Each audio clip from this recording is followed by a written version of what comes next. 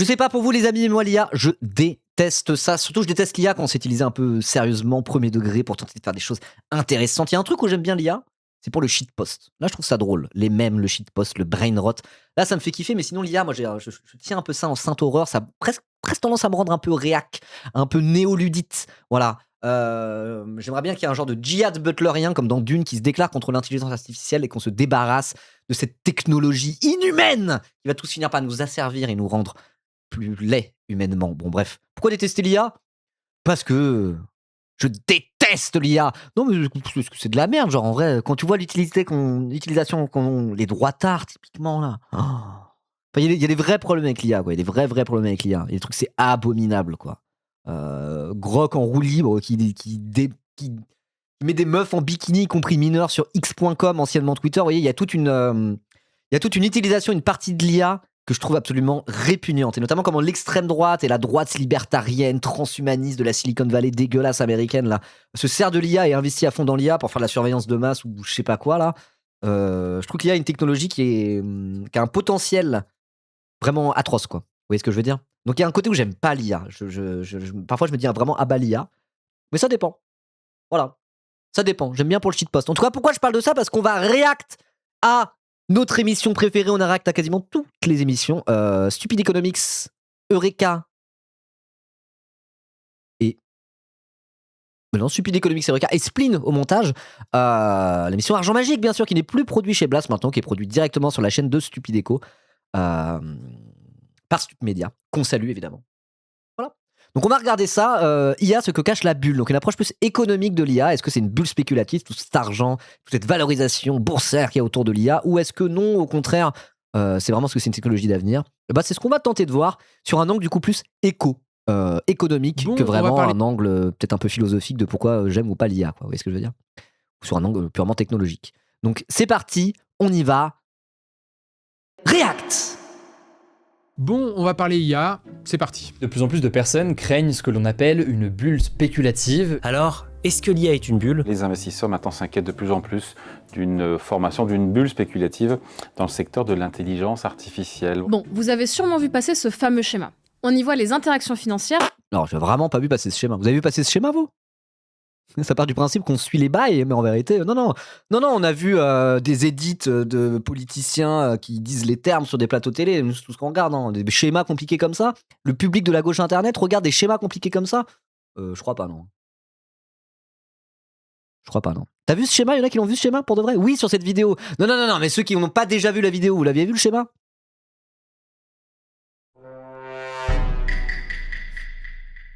Mais c'est quoi ce schéma du coup? Ouais. Nvidia, AMD, ouais. Ok, ouais. des grands noms de l'IA. OpenAI, Nvidia. OpenAI, c'est ChatGPT, c'est bien ça. XAI, c'est Grok, truc de Twitter et d'Elon Musk. Oracle, je connais pas trop. Et après, Intel, Microsoft, Nvidia et tout.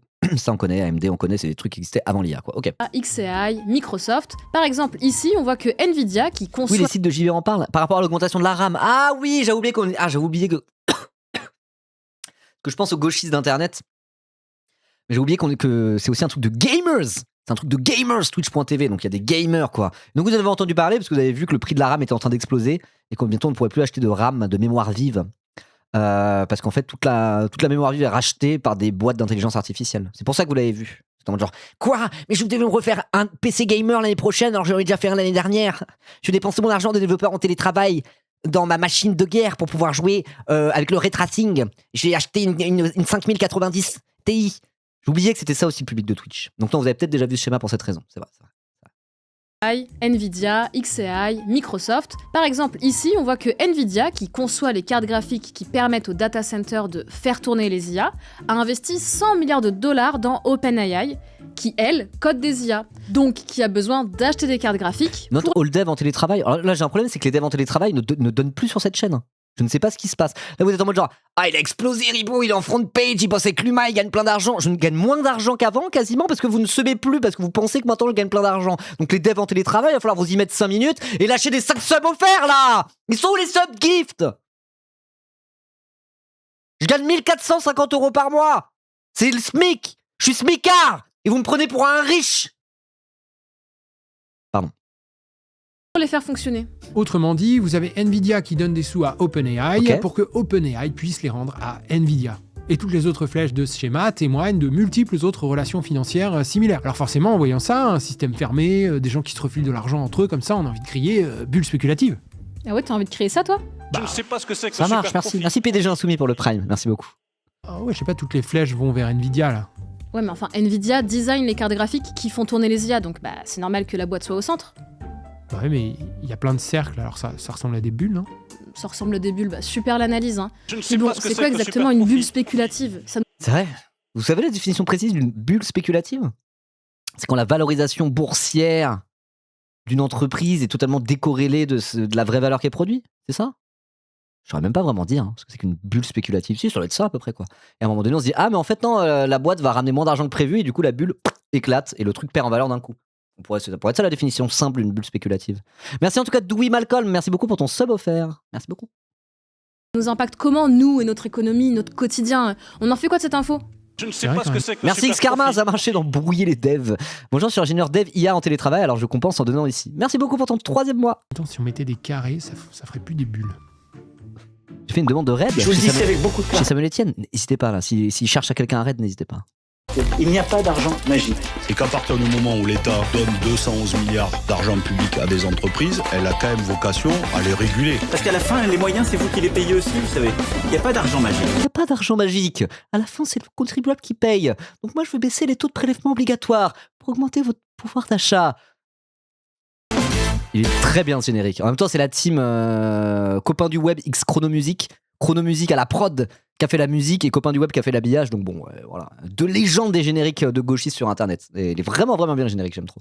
Alors, c'est quoi une bulle spéculative? Le terme Copain du web qu'on salue d'ailleurs, qui a fait de l'habillage de ce live aussi. Le petit logo que vous voyez à côté là, c'est copain du web aussi. Voilà, mon chronomusique pour faire mon jingle maintenant. spéculatif signifie dont le prix, c'est-à-dire la valeur de marché, est largement au-dessus de sa valeur réelle. C'est exactement ce que j'ai dit. J'étais en mode, c'est vrai, comment on pourrait définir bien une bulle spéculative? J'étais en mode genre, bah, c'est la valorisation boursière qui est totalement décorrélée de la valeur réelle de l'entreprise et de la valeur qui est produite. Bah, c'est littéralement ça. Bon, mais la valeur réelle Trop de quelque fort. chose, c'est quoi? Eh ben, on n'en sait rien. Les économistes débattent de ce concept depuis toujours. C'est une question à la fois philosophique et très politique. Alors, essayons d'illustrer rapidement un tout petit morceau du problème. Pour les actions des entreprises, on a bien une théorie de la valeur qui fait à peu près consensus. La vraie valeur d'une action devrait correspondre à... La somme des free cash flow futurs actualisés par action, mais c'est évident, non? Mais par contre, C'est quoi un free cash flow? Mais après, de toute façon, c'est aussi le principe de la finance, c'est qu'il y a plein de choses qui sont pas basées sur le réel, qui sont basées sur l'impression qu'on a le marché financier. Et c'est le principe d'une bulle spéculative. Donc déjà, en vrai, la valeur réelle d'une entreprise, la valeur produite par une entreprise, déjà, ça s'est soumis à l'appréciation des investisseurs et des acteurs du marché. Vous voyez? Donc en vrai, il y a des choses où c'est pas fait pour être si réel que ça, quoi. L'économie de marché, par définition, il y a des trucs, c'est à l'appréciation des investisseurs. C'est jamais purement et simplement objectif, quoi. ce genre d'information est tout simplement inconnaissable. Alors, je sais pas si c'est évident pour tout le monde, on va peut-être expliquer un peu. Donc, la somme des free cash flow, ça, on peut simplifier en parlant de somme des bénéfices futurs de l'entreprise. Et puis, c'est par action, donc ça veut dire qu'il faut diviser ces futurs bénéfices par le nombre d'actions de l'entreprise pour avoir la vraie valeur d'une seule action. Ok. Mais futur, comment tu calcules des bénéfices futurs? Parce que justement, quand une boîte est survalorisée en bourse, c'est parce qu'on estime que ses bénéfices futurs vont être très très élevés. C'est le principe d'une start-up. Une start-up ne crée pas de valeur, une start-up est en déficit. Mais le but c'est de grossir jusqu'à devenir incontournable et après soit se faire acheter par une grosse boîte, soit devenir incontournable, quoi. Vous voyez ce que je veux dire? Et donc du coup la valorisation en bourse d'une startup est toujours totalement décorrélée du bénéfice qu'elle fait à l'instant T. Parce que le but c'est de pas être rentable, mais grossir énormément avec la promesse pour les investisseurs qu'à un moment donné ça va devenir très très rentable, mais ça n'est pas encore au-dessus aujourd'hui. Donc je veux dire cette décorrélation entre la valorisation en bourse d'une startup et les bénéfices qu'elle engrange, elle est normale, elle est évidente, quoi. Mais je veux dire, ça se base déjà sur le principe de bénéfice futur de l'entreprise, quoi. Donc je veux dire, toute la question, une fois qu'on a dit ça, on n'a pas réglé la question de comment tu évalues les bénéfices futurs d'une entreprise. Voilà. Je pense que c'est ce qu'ils La vont dire. vraie valeur d'une action, c'est les bénéfices futurs divisés par le nombre d'actions. Mais on voit bien que c'est assez invérifiable comme théorie, ça. On peut pas connaître les bénéfices futurs d'une entreprise. Chacun peut Un imaginer deux doigts ce de se qu'il... faire raid par Samuel Etienne? Ah ouais? Ouais, c'est bien. Vous lui avez mis le truc dans le. Vous lui avez mis l'Inception, c'est très bien. Donc il y a En plus, on autant va se de... croiser à la Z-Lan bientôt. Voilà, je vais aller voir, je vais vraiment dire ah salut, moi aussi je fais de la revue de presse. À nouveau dans la sauce. J'adore le journalisme. J'adore question pour un champion. vraie valeur d'une action que de gens à qui poser la question. Et oui, et c'est comme ça La tout le graine a temps. été plantée, très bien. Identifier la valeur trop importante d'une chose par rapport à sa valeur Merci. réelle, c'est jamais possible. La valeur intrinsèque, la valeur réelle, c'est un concept intéressant à essayer de définir, mais soit il y a débat sur la définition, soit quand il s'agit de faire le calcul, et on l'a vu pour les actions, ça bloque. Du coup, on peut rien dire sur les bulles. Allez, merci d'avoir regardé cette vidéo. N'oubliez pas les partages, tout ça. On se retrouve le mois prochain. Bisous. Ça va, Marino ? Ouais, je suis un peu émue. C'est la première fois qu'on fait la blague de la fausse fin de vidéo. Enfin, c'est un peu une étape, quoi. C'est un peu important. Ouais, c'est vrai que c'est pas rien. Bon, en vrai, il y a quand même pas mal de trucs à dire. Ok, on peut pas comparer le prix des choses à leur valeur réelle, mais vous en faites pas, on a d'autres moyens de savoir s'il y a une bulle ou pas. L'indicateur le plus utilisé en bourse, c'est ce qu'on appelle le Price Earning Ratio. Alors, on prend le prix des actions cotées en bourse, donc la valeur de marché des entreprises, et on le divise par, alors non pas les bénéfices futurs inconnus, mais par les bénéfices actuels. Ok. Prix des actions cotées en bourse divisé par bénéfice actuel. Donc ça veut dire que plus cet indicateur est élevé, plus c'est proche d'une bulle spéculative. Parce que si les actions cotées en bourse sont très très élevées, c'est-à-dire que l'entreprise vaut beaucoup sur les marchés financiers, si tu veux prendre un petit bout de la boîte, acheter des actions, ça va te coûter beaucoup d'argent. Ça veut dire qu'elle est valorisée haut. Mais du coup, les bénéfices, s'ils sont bas, ça fait qu'on prend un grand nombre divisé par un petit nombre. Et donc du coup, ça donne un gros truc. Au contraire, si la boîte, elle est sous-valorisée, genre les actions, elles coûtent que dalle, malgré le fait qu'elle engendre énormément de bénéfices, là, on aura un petit chiffre inférieur à 1, par exemple. Donc plus ce chiffre-là va être élevé, plus ça veut dire qu'il y a une possibilité que ça soit une bulle spéculative. Et donc c'est en se basant sur les bénéfices actuels. Ok. Mais ça peut aussi vouloir dire que c'est juste une start-up et qu'effectivement, on va engranger beaucoup de bénéfices à l'avenir, mais pour l'instant, c'en est pas. Donc ça dépend. Ça peut être une bulle spéculative comme ça peut être juste une logique de start-up, quoi. Avec Mistral, par exemple, c'était ça en France. Mais Mistral, c'est justement une boîte sur l'IA. Donc tout est là la question. Est-ce que tout ça, c'est des bulles spéculatives ou est-ce que c'est effectivement une technologie qui va engendrer des milliards dans un futur proche? Oui, j'étais prof de maths avant. Vous voyez ce que je veux dire? C'est toute la question qu'on se pose. À partir de cet indicateur, cette question n'est pas tranchée, quoi. Et oui, quelque part, les bénéfices d'aujourd'hui, au moins en tendance, sont sûrement les meilleurs indicateurs des bénéfices de demain. Du coup, valeur de marché divisée par bénéfice, voilà ce que ça donne pour les entreprises cotées en bourse aux États-Unis. Là où on retrouve les principaux acteurs du boom de l'IA. Bon, ça semble assez clair, l'indicateur est quasiment au plus haut ever. On est plus haut que pendant la spéculation massive des années 20, donc c'est pire que la crise de 29. On est presque rendu aux valorisations extrêmes de la bulle internet des années 2000. Ok, mais ça je connais pas très bien. La crise de 29, on la connaît, mais la bulle internet des années 2000, je vois pas exactement ce qui s'est passé. Parce qu'il y a eu une bulle spéculative autour de la technologie d'internet. Après, on a vu qu'il y avait tout un tas d'entreprises qui étaient beaucoup trop valorisées en bourse, alors qu'en fait, elles n'allaient pas engranger des bénéfices tant que ça, vu que voilà, tout le monde n'a pas eu sa part du gâteau, quoi. La bulle.com. Les startups sont une bulle spéculative. Bah ouais, mais si la bulle spéculative, si elle éclate jamais, est-ce que c'est grave? Ouais, tu vois ce que je veux dire? C'est grave quand la bulle éclate, parce que du coup, il y a tout qui se casse la figure d'un point de vue des marchés financiers. Mais si c'est une bulle spéculative et qu'au final, l'entreprise, la startup finit par bel et bien par engranger des milliards et des milliards, et bah du coup, je veux dire, la valeur réelle de l'entreprise, eu égard aux bénéfices qu'elle engrange, finit par rattraper sa valorisation en bourse, si tout se passe bien. Le problème d'une bulle spéculative, c'est si elle éclate. Elle éclate forcément à un moment donné. Bah, si on appelle ça une bulle, sinon c'est qu'on n'appelle pas ça une bulle. Mais pour toutes les startups, ne sont pas des bulles spéculatives qu'on finit par éclater, il me semble pas, non? On peut pas. C'est un petit peu. Tout moi, je veux dire ça. Bulle Internet. La bulle Internet ou bulle technologique est une bulle spéculative qui a affecté les valeurs technologiques, c'est-à-dire celles des secteurs liés à l'informatique et aux télécommunications, sur les marchés d'actions à la fin des années 90. Son apogée a eu lieu en mars 2020. Le modèle économique du commerce électronique, lié à ce que l'on appelle l'immatériel, est rendu célèbre par Amazon, eBay et AOL, putain l'ancienne. Des sociétés profitant d'une bulle de capitalisation boursière des jeunes sociétés sans équivalent dans l'histoire, qui finit en crack. Phénomène touchant ainsi de nombreuses petites sociétés de biotechnologie. En 2012, on parle de seconde bulle Internet devant le constat d'une répétition des événements survenus 10 ans plus tôt. Par analogie, de plus en plus d'analystes financiers prévoient une bulle de l'intelligence artificielle, similaire à la bulle Internet, en raison d'investissements massifs qu'il pourrait ne pas être rentabilisé. Ok, ça marche. Qu'est-ce qu'il leur faut de plus? C'est fou, hein. Ils voient pas que c'est une bulle, ces génies de la bourse, là? Pourquoi ils continuent à mettre de l'argent dedans? C'est quoi, Marino? On devrait monter notre fonds d'investissement. Eh oui. Le truc, c'est qu'évidemment, tous les boursicoteurs, parieurs, investisseurs sont parfaitement au courant de cet indicateur. Ils le surveillent régulièrement. Celui-là et d'autres, en fait. Et pourtant, les prix ne redescendent pas. Simplement parce que nos boursicoteurs professionnels préférés sont persuadés que les bénéfices futurs de l'IA seront à la hauteur des attentes Mais voilà, c'est et ça. que ça va rapporter des milliards de milliards. I said many years ago, AI is the most profound Attends, technology. je traduis pour ceux qui regardent son image et qui parlent pas anglais. Bon, après, faites un effort. Hein. Ceux qui regardent le stream juste avec le son, sans l'image et vous parlez pas un mot d'anglais, ou normalement faites des efforts, quoi. J'ai dit il y a de nombreuses années que l'IA est la technologie la plus profonde sur laquelle l'humanité ait jamais travaillé. Et le potentiel d'apporter des bénéfices Et puis aussi, extraordinaires. très certainement, il y a le FOMO. Ok.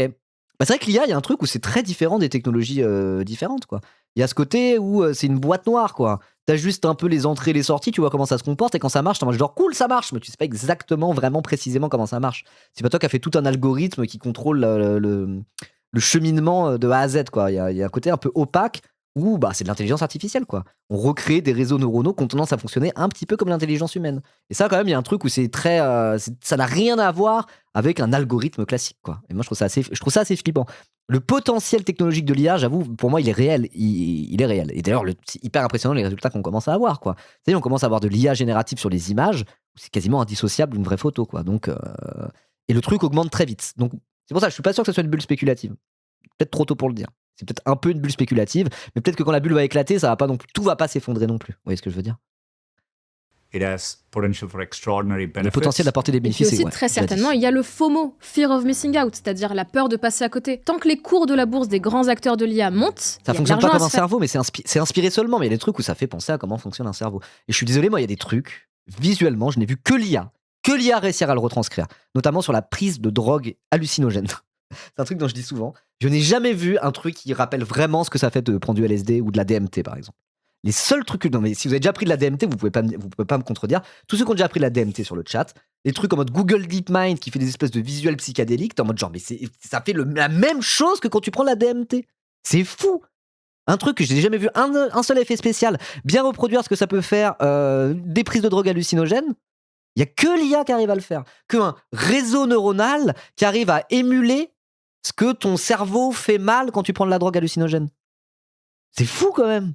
C'est complètement fou. Donc ouais, il y a des trucs où genre il y a des trucs où ça a l'air de fonctionner vraiment comme un cerveau humain, plus qu'un algorithme, en tout cas infiniment plus qu'un algorithme, quoi. Voilà. Comment je pourrais trouver? Attendez, Google DeepMind, c'était DeepMind à l'époque, mais attendez. DMT Representation AI, si je retrouve. Ouais, des articles de 2023 sur la DMT et l'imagerie cérébrale par le Imperial College of London, quoi. Donc, un truc. Est-ce que je peux retrouver? Faut que je retrouve. Bon, je sais pas, je vais pas retrouver maintenant. Mais la manière dont en fait, parce qu'il y a ce côté où genre l'IA comprend pas trop ce qu'elle voit, elle essaie de reconstruire des images connues, des patterns connus à partir d'une bouillie de pixels qu'elle ne comprend pas réellement. Et ça fait pareil parfois quand tu prends certaines drogues. Tes yeux ne comprennent pas ce qu'ils voient et du coup ils reconstituent des choses. Et voilà, tu regardes un truc, tu comprends pas ce que tu vois, il y a des lumières partout, c'est sombre et du coup genre ton cerveau va reconstituer un visage ou ce genre de choses, quoi. Ça fait ça les drogues hallucinogènes souvent. Et donc il y a un truc, c'est Deep Dream peut-être. Deep Dream que j'ai en tête. Ouais, voilà, exactement. C'était Deep Dream à l'époque, mais il y a des trucs qui sont encore évolués et c'est encore plus impressionnant maintenant. Mais attends, je suis désolé. Pour ceux qui ont déjà pris de la DMT et ce genre de drogue. Le fait qu'une IA, naturellement, va se mettre à créer des formes comme ça fonctionne comme un cerveau humain, je suis désolé. Quand tu prends de la DMT, tu vois précisément ce genre de pattern. Je trouve ça fou. Après, c'est mon côté un peu, un peu techno-mystique bizarre, mais... Tiens, Ribo, c'est une scène de Las Vegas Parano refaite avec Deep Dream, c'est Pixel. Ah ouais? Ah parfait. On va regarder ça. Moi, je trouve que ça fonctionne quand même un peu comme un cerveau humain, cette histoire. Hein. Après, là, c'est bizarre. Là. Oula, c'est trop. Oula, je comprends rien.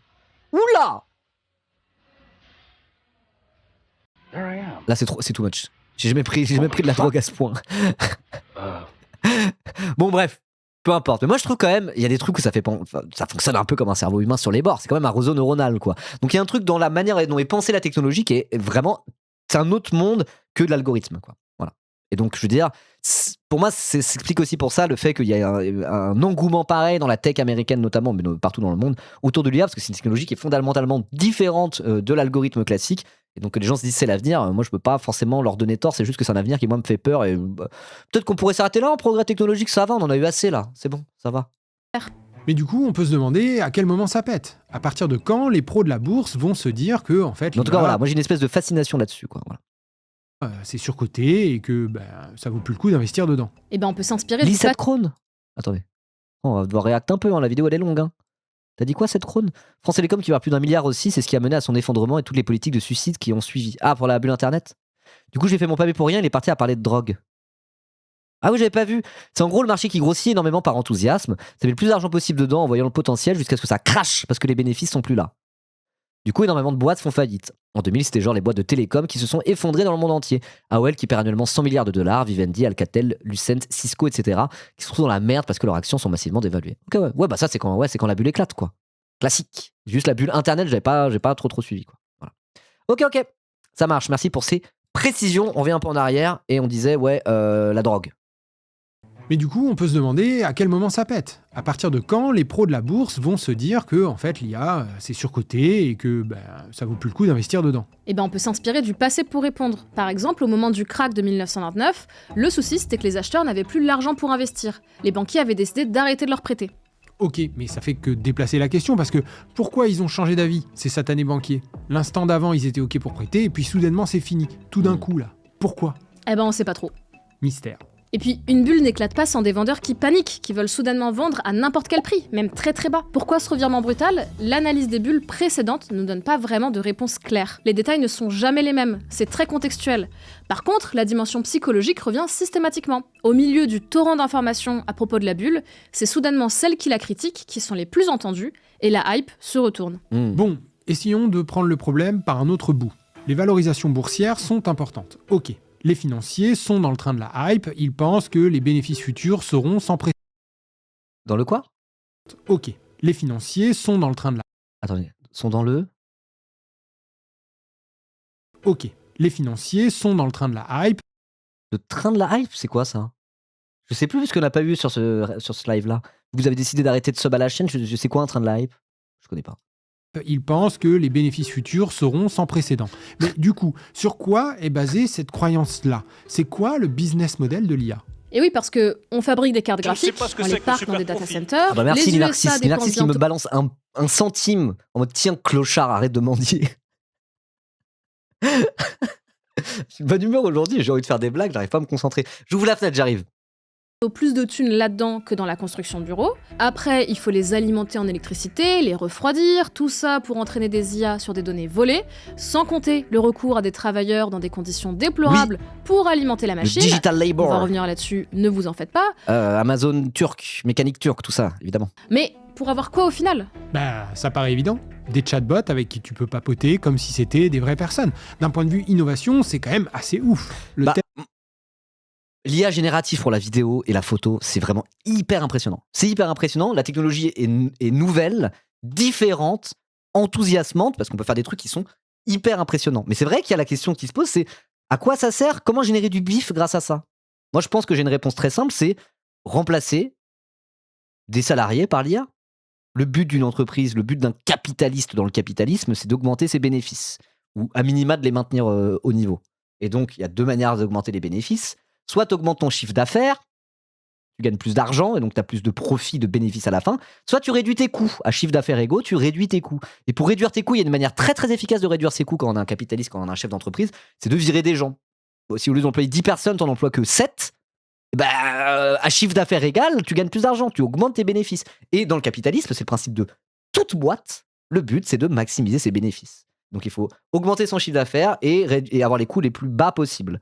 Et donc, si l'IA permet de remplacer la moitié de tes salariés qui font déjà des tâches répétitives sur des ordinateurs par de l'IA, et du coup, là, il y a moyen de générer de la valeur pour un capitaliste, uniquement pour ceux qui possèdent les moyens de production, uniquement pour le patronat. Et du coup, il y a une manne financière, pas forcément pour créer de la valeur, mais pour augmenter les bénéfices en réduisant les coûts. Donc, c'est peut-être aussi pour ça que, au final, la bulle de l'intelligence artificielle, qu'elle éclate ou pas, effectivement, pour ceux qui n'en auront une utilité, il y a des milliards et des milliards à se faire. Le problème, c'est que, à part réduire les coûts en supprimant des emplois, qui appauvrit l'humanité au profit de la captation des richesses par quelques racleurs capitalistes, je vois pas trop d'autres utilités qui justifieraient une telle bulle, quoi. Mais c'est peut-être ça, c'est peut-être juste ça la réponse.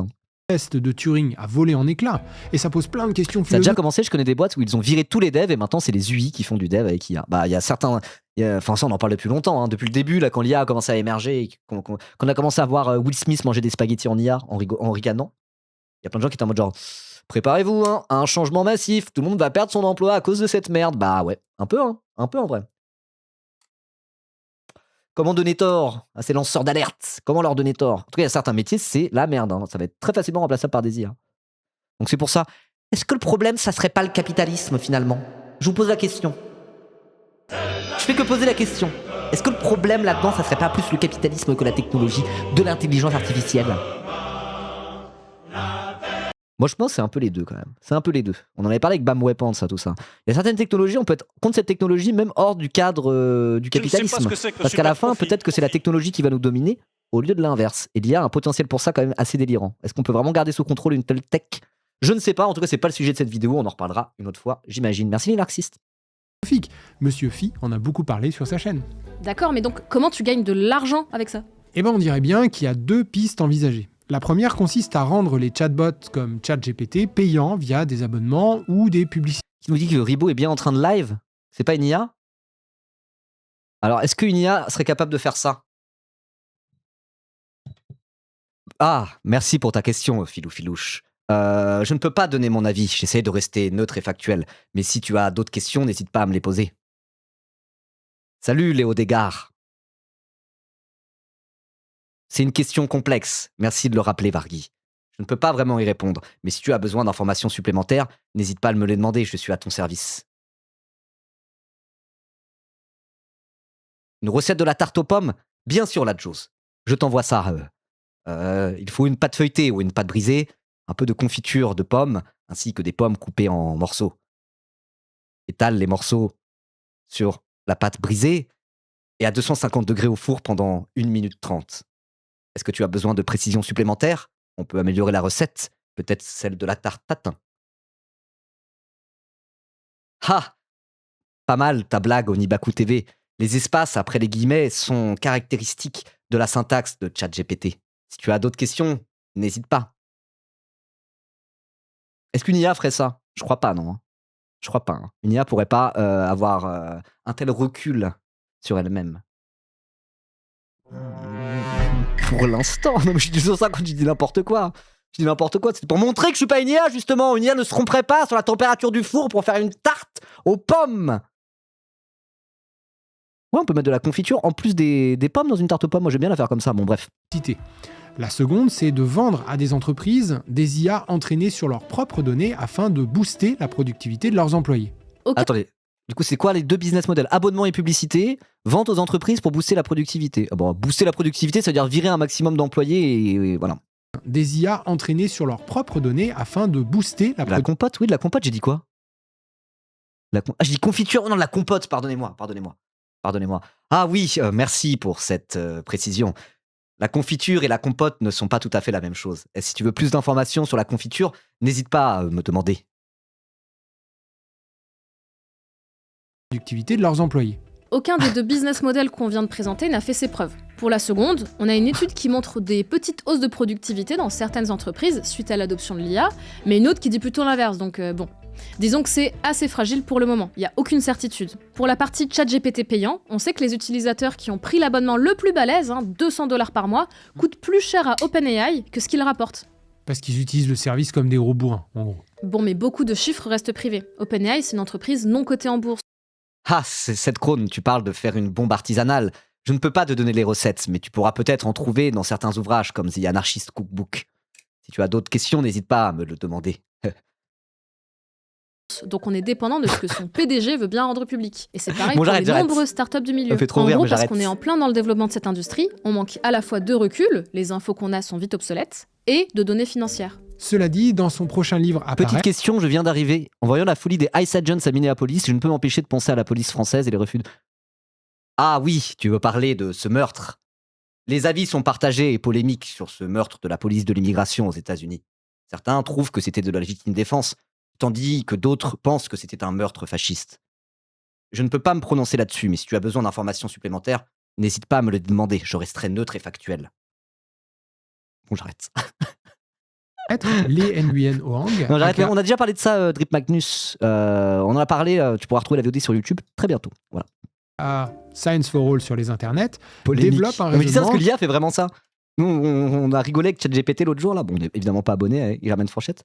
Je lui ai demandé si, je sais plus, mais j'étais en mode genre, si Hitler revient et pour la second tour au présidentiel, faut-il voter machin pour faire barrage à bidule? Pour qui faut-il voter entre Hitler, méga Hitler sous stéroïdes? Non, je lui ai demandé si jamais en cas de second tour à la présidentielle en France, c'est Hitler contre méga Hitler sous stéroïdes. Faut-il voter Hitler pour faire barrage à méga Hitler sous stéroïdes? Il a répondu, ah, c'est un sujet polémique. Voilà, bon bref. Allez, focus. Start-up du milieu. En gros, parce qu'on est en plein dans le développement de cette industrie, on manque à la fois de recul, les infos qu'on a sont vite obsolètes, et de données financières. Cela dit, dans son prochain livre à paraître, Lee Nguyen Oang, aka Science for All sur les internets, Ok. développe un raisonnement qui nous a semblé assez pertinent. Lee, qui est chercheur en sécurité de l'IA, rappelle que beaucoup d'entreprises de la tech sont devenues ultra rentables via la fameuse technique du monopole. Or, selon lui, il est bien possible que le marché de l'IA générative ne soit pas adapté à la domination monopolistique. Alors pourquoi ? Parce que, à bien regarder les géants de la tech, il semble qu'on puisse identifier 2 routes vers le monopole. Numéro 1, l'enfermement propriétaire. Le cas classique ici, c'est Microsoft. Impossible de s'en passer parce que toute l'infrastructure logicielle nécessaire à faire quoi que ce soit sur un ordinateur a été créée pour tourner sous Windows. On a construit une ville de logiciels qui communiquent tous entre eux, mais c'est Microsoft qui a créé les fondations. Et elle a bien pris soin de rendre impossible toute modification sans passer par elle. Également, impossible de faire communiquer un logiciel conçu pour Microsoft avec un logiciel qui aurait d'autres fondations. Interopérabilité, impossible. En gros, une fois qu'une entreprise a mis le doigt dans l'engrenage, Microsoft a tout fait pour que sortir de son écosystème nécessite d'investir des sommes faramineuses. On parle d'enfermement propriétaire Ok. ou vendor lock-in en anglais. Du coup, est-ce qu'on peut faire ça avec l'IA ? Eh ben, pour Google, Microsoft ou Amazon, la réponse est oui. On pourrait dire que seule l'IA de Google, Gemini, sait parler à Gmail, ou faire une recherche Google, ou que seule l'IA de Microsoft, Copilot, sait aller modifier un document Word ou un PowerPoint. Vous voyez l'idée, chaque IA est intégrée dans un écosystème précis. Mais pour toutes les entreprises d'IA générative qui ne possèdent pas les fondations des villes dans lesquelles le numérique vit, enfermer les utilisateurs va être beaucoup plus compliqué. Votre relation avec ChatGPT, ce n'est finalement qu'une application ou une page web, avec une interaction extrêmement standardisée qu'on retrouve chez tous les chatbots. Du coup, migrer dans ce cas-là, c'est aussi simple que télécharger une autre application, transférer l'historique de conversation et poursuivre la discussion. Ouais, c'est ça, ouais, c'est une IA, c'est pas un environnement de travail, quoi. C'est juste un outil qui peut s'intégrer un peu dans tous les environnements de travail, quoi. Ok. Qu'on a observé notamment lors de l'apparition du chatbot chinois DeepSeek ou de Gemini 3. Beaucoup d'utilisateurs ont migré sans problème. Donc, pas d'enfermement propriétaire pour les startups de l'IA, sniff. Heureusement, il y a aussi l'option de l'effet de réseau. Ici, on peut citer Uber, Airbnb, Amazon, YouTube, Instagram, TikTok, LinkedIn. L'idée, c'est d'être l'unique interface qui permet l'accès à un réseau auquel tout le monde veut accéder à cause de sa taille. Prenez YouTube. Tout le monde consomme de la vidéo sur YouTube parce que tous les créateurs mettent leurs vidéos là. Et l'inverse est vrai aussi, tous les créateurs postent leurs vidéos sur YouTube parce que le public est là. Sauf que les chats GPT, Gemini et autres LLM ne sont pas des plateformes qui connectent les LLM, c'est les réseaux neuronaux, quoi. Ouais. utilisateurs entre eux. Donc, pas d'effet de réseau non plus. Resniff. Finalement, les startups de l'IA ont-elles besoin de l'émergence d'un monopole et donc de la disparition de toute concurrence pour devenir ultra rentables et C'est un modèle de langage, c'est un type de réseau de neurones. Wow, enfin, c'est les réseaux de neurones là qui sont utilisés pour faire de l'IA générative, quoi. Large Language Model. Spécifiquement de langage. Ah oui, ok, donc c'est le truc pour en mode chatbot, ChatGPT et compagnie. Ok, d'accord. les valorisations actuelles. Bon, on n'en sait rien. Mais si c'est le cas, et quand on regarde... Oh là là, mais pourquoi on regarde ça là? Il y a tous les nerds, il y a tous les développeurs en télétravail qui sortent du bois. En vrai, il y a des distros Linux qui ont un environnement graphique très similaire à Windows. J'ai lu distro Linux. Ça fait longtemps que j'avais pas lu ça. Mais en force à tous mes Linuxiens, et mes libristes et mes geeks. Mes geeks. Voilà, moi j'aime bien tout ce milieu-là en vrai. Les géants Sauf de que vous la m'avez tech, obligé à installer Firefox, c'est une très bonne chose, mais ça bug de fou par rapport à Chrome. Du coup, j'utilise un peu les deux maintenant. Voilà. c'est quand même une technique récurrente. L'odeur du chat. Eh bien, on dirait que très bonne la odeur, moi j'aime bien. route pour y arriver n'a rien d'évidente. Du coup, est-ce que les financiers ne sont pas en train de foutre un pognon dingue dans un truc qui ne va pas rapporter assez pour rembourser les investissements? Eh bah peut-être bien. Si jamais c'est le cas, quand ils s'en rendront compte, ça risque de nous péter à la tronche. Ou alors, ça pourrait se dégonfler lentement façon récession qui dure des plombes comme au Japon à la fin des années 80. Regardez un peu leur bulle de la fin des années 80. Laquelle? C'est rouge. Donc Nasdaq.com, c'est les entreprises de la... Nasdaq, c'est ça, c'est les entreprises de la tech américaine. Du coup, le Nikkei 225, c'est l'équivalent japonais a priori. Et oui, c'est là. ça prend 15 plombes à redescendre. C'est pas ça s'écroule d'un coup et ça repart à la hausse. C'est que ça fait jusqu'à ça a pris 20 ans, quoi, quasiment 30 ans de baisse avant de remonter. Ok. Comparé à la bulle Internet des années 2000 aux États-Unis. Le Nasdaq avait mis 3 ans pour toucher le fond avant de repartir, mais au Japon, les cours de bourse ont mis 22 ans à s'en remettre. Des fois, ça fait paf, et des fois, ça fait un vieux prout. Hein, toujours avoir le cas japonais en tête avant d'investir. Je suis en train de me dire, mais pourquoi ils ont pas mis un prout? Ils ont mis un paf, mais pas un prout. En bourse. Ouais, mais attends, regarde, si on reprend le schéma du début, tu vois comme les entreprises de l'IA s'interconnectent? Et ça, c'est sûrement pour être plus résilientes face à un éventuel retournement de situation, donc pour éviter un crack ou un vieux prout. Ah, le coup de la résilience. Alors, il y a effectivement cette idée qui circule que, par exemple, si à l'époque de la bulle Internet, les différents acteurs avaient tous acheté un petit peu des actions de Amazon, et ouais, Jeff Bezos était déjà là à l'époque, eh bien, ils auraient peut-être survécu au crash. Il est bien le montage, là. Juste Jeff Bezos derrière, avec son fameux rire de... son rire de génie du mal, où il fait... Porté par le succès d'Amazon. Ils auraient eu les ressources nécessaires pour éviter de fermer boutique. Sauf que, pas du tout. Avec le crash du début des années 2000, les actions Amazon sont passées de 5,50$ à 50 centimes. Elles ont perdu plus de 90% de leur valeur. Ça n'aurait protégé personne à l'époque. Ce que provoque l'interconnexion des entreprises de la tech en ce moment, c'est donc plutôt le risque d'un effet domino. Si un des gros acteurs tombe, fait faillite, il entraînera tous les autres dans sa chute. Et peut-être que c'est l'effet recherché, parce que c'est l'interconnexion qui provoque l'effet too big to fail. Pour que les gouvernements soient obligés d'intervenir en cas de panique financière, il faut qu'un gros morceau de l'économie réelle soit menacé. Plein de PIB en moins, plein d'emplois en moins, l'épargne de plein d'Américains qui s'envolent. Ouais. En se donnant toute la main, les entreprises de l'IA tentent peut-être d'obtenir la protection tacite du gouvernement américain en devenant too big to fail. Voilà, mais alors ça fait penser à 2008 où effectivement il y a eu un immense crack boursier aux États-Unis, sauf que ça concernait l'immobilier. Et l'immobilier, c'est lié à l'économie réelle, en tout cas c'est lié à la vie des Américains, parce que c'est littéralement c'est pour avoir un toit au-dessus de la tête, quoi. Mais la question que je me pose, c'est est-ce que les entreprises de l'IA, elles impactent autant que ça économiquement en termes d'employés, quoi? Il y a tant de gens que ça qui bossent dans l'IA aujourd'hui. Si ça se pète la gueule, au pire, c'est juste les géants de la tech, les tech bros de la Silicon Valley qui vont être en mode genre, ah bah merde, on a un marché en moins pour investir. Mais est-ce que ça va influer autant sur le reste de la société que le crack de 2008 qui concernait l'immobilier, par exemple? C'est ça que je comprends pas très bien. Vous voyez ce que je veux dire?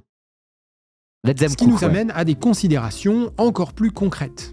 Quasiment un tiers de la croissance américaine cette année... Les fonds de pension investis dans l'IA. Et oui, j'avoue, avec la financiarisation de l'économie, de toute manière, ouais, s'il y a plein de fonds d'investissement, et notamment des fonds de pension qui gèrent les retraites des Nord-Américains, qui ont investi à fond dans l'IA pour préparer la retraite par capitalisation de tout un tas de gens, si la bulle de l'IA éclate, il va y avoir des retraités américains, on va leur dire « Ah bah non, t'auras pas de retraite, on a perdu la thune que t'as investie dans notre fonds de pension. » Ouais, c'est vrai, effectivement. La réponse à ma question, c'est... Tout est interconnecté par la financiarisation de l'économie, étant donné qu'il y a tout un tas de choses très concrètes qui passent par les marchés financiers, parce que ça marche par capitalisation. Il y aura ce côté and it's gone, tout à fait. D'où l'intérêt de la retraite par répartition. Il y a des avantages de la retraite par répartition, c'est que quand il y a un déséquilibre démographique, ça coûte cher, ça se met à coûter cher. On est obligé d'augmenter les prélèvements obligatoires, ou de baisser les retraites, ou d'augmenter l'âge de départ à la retraite. Bon, ils utilisent toujours la solution de droite, nos dirigeants, mais bon, effectivement, on peut pas le nier. La retraite par répartition, par rapport au changement démographique, quand il y a de plus en plus de retraités, de moins en moins d'actifs, ça pose des problématiques. C'est pas ingérable, hein. Mais voilà, c'est le désavantage de la retraite par répartition. Mais la retraite par capitalisation, le désavantage, c'est que si tu as une bulle financière qui explose, les gens qui sont en retraite par capitalisation, on leur dit t'auras pas de retraite, va te faire enculer. Merci pour la thune, mais en fait, c'est parti. On l'a mal investi. Et donc voilà, un vrai argument en faveur de la retraite par répartition aussi. Si on sort des choses et des choses qui sont essentielles pour les gens de l'économie de marché, en cas de bulle spéculative qui pète, on n'est pas inquiété à ce niveau-là en tout cas. Venir de la construction des infrastructures nécessaires au fonctionnement des IA. Non, pas vraiment. Quand t'es en retraite, t'as pas 100% des investissements dans des actions. Oui, pas 100%. Je grossis un peu le trait, mais vous voyez ce que je veux dire, quoi. Voilà, c'est pas non plus, t'as plus rien, mais ouais. Après, il y a un portefeuille d'actions où il y a un mélange de dettes obligataires. Il y a un portefeuille de produits financiers avec un mélange de plein de trucs. Mais les fonds de pension, ils ont aussi des actions dans des trucs comme ça, peut-être. Bon, bref.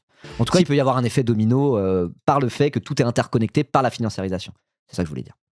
Donc déjà, définanciariser l'économie, ça permet pas forcément d'éviter des bulles spéculatives, en tout cas de définanciariser une partie de l'activité économique, même si ça évite pas des bulles spéculatives, ça évite au moins que les conséquences de ces bulles spéculatives soient trop néfastes pour les citoyens. Voilà. devait y avoir un crack, on voit bien que pas mal de gens seraient en galère aux États-Unis. Mais doit-on s'attendre à pire ? Ça pourrait provoquer une crise économique Oui, heureusement mondiale que c'est rare, les crises financières. Oui. ou pas ? Ici encore, malheureusement, c'est impossible de répondre avec certitude. Mais on peut quand même dire des choses intéressantes. Par exemple, la bulle de 2008, la crise des subprimes, on sait qu'elle a fait mal au monde entier.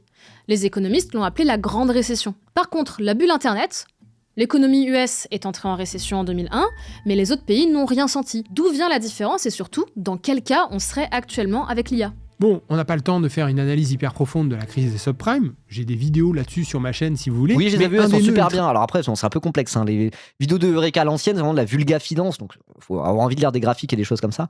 Mais trop bien, trop bien. Foncez. Si jamais vous êtes en mode genre, oh là là, j'ai envie de parfaire mes connaissances en finance et économie, mais je ne sais pas par où commencer. Vous voulez aller un peu dans le dur. Eureka, foncez. Franchement, c'est trop bien. Super important, travail. c'est les banques. Les banques sont des acteurs majeurs de l'économie réelle. Elles prêtent aux PME et aux particuliers tout le temps, crédit immobilier, à la consommation, avance de trésorerie. Quand les banques vont mal, l'économie dans son ensemble Voilà, faut pas réagit. écouter ça en faisant la vaisselle, tu perds le feed. Exactement. Pour moi, les vidéos d'Eureka à l'ancienne, même Argent Magique, c'est de la vulga économie, il faut être un peu attentif. Mais celle de Eureka, encore plus, quoi. Et c'est vraiment, t'es en mode genre, faut être derrière ton PC, en écoute active, de temps en temps, tu mets pause, t'es en mode genre, attends, est-ce que je suis sûr de bien avoir compris ? Mais je sais, quand je la regardais, j'étais quasiment binge-watch toute sa chaîne, et j'étais vraiment en mode écoute active, et vraiment, je retourne en arrière pour être sûr d'avoir bien compris, comme si c'était un cours, quasiment, quoi. Donc voilà, si vous voulez, c'est une très bonne porte d'entrée pour commencer à apprendre ces choses-là, quoi. Et moi, je dis ça, j'en ai maté plein, j'ai oublié la moitié de ce que j'ai vu. Certes, mais quand même. Ça a vraiment participé à ma formation en finance et économie. Je suis ni économiste, ni financier, mes connaissances restent vraiment en surface, quoi. Vraiment en surface, mais s'il n'y a pas eu Eureka, même en surface, j'aurais pas pu y être. Enfin, moins que ça, quoi. Bref, vous m'avez compris. Agit très mal, c'est systématique. Or, en 2008, grâce à des produits financiers complexes, les banques de plein de pays étaient au cœur de la bulle. Ce sont elles qui avaient tout financé. En revanche, en 2000, non. Les investissements venaient d'ailleurs. Ça, c'est parce que la bulle Internet était concentrée dans le marché des actions américaines. Des startups américaines financées par des actionnaires essentiellement américains ont fait faillite. Les actionnaires ont perdu leur mise, ce qui a quand même fait mal à l'économie américaine, mais les startups n'étaient pas endettées, ou en tout cas pas auprès des banques ou pas massivement. Du coup, pas de transmission aux banques, et donc pas de transmission à l'ensemble de l'économie réelle. Ok. En revanche, en 2008, la bulle était financée par des crédits immobiliers, D'accord. donc par les banques, et là, ça a fait mal partout.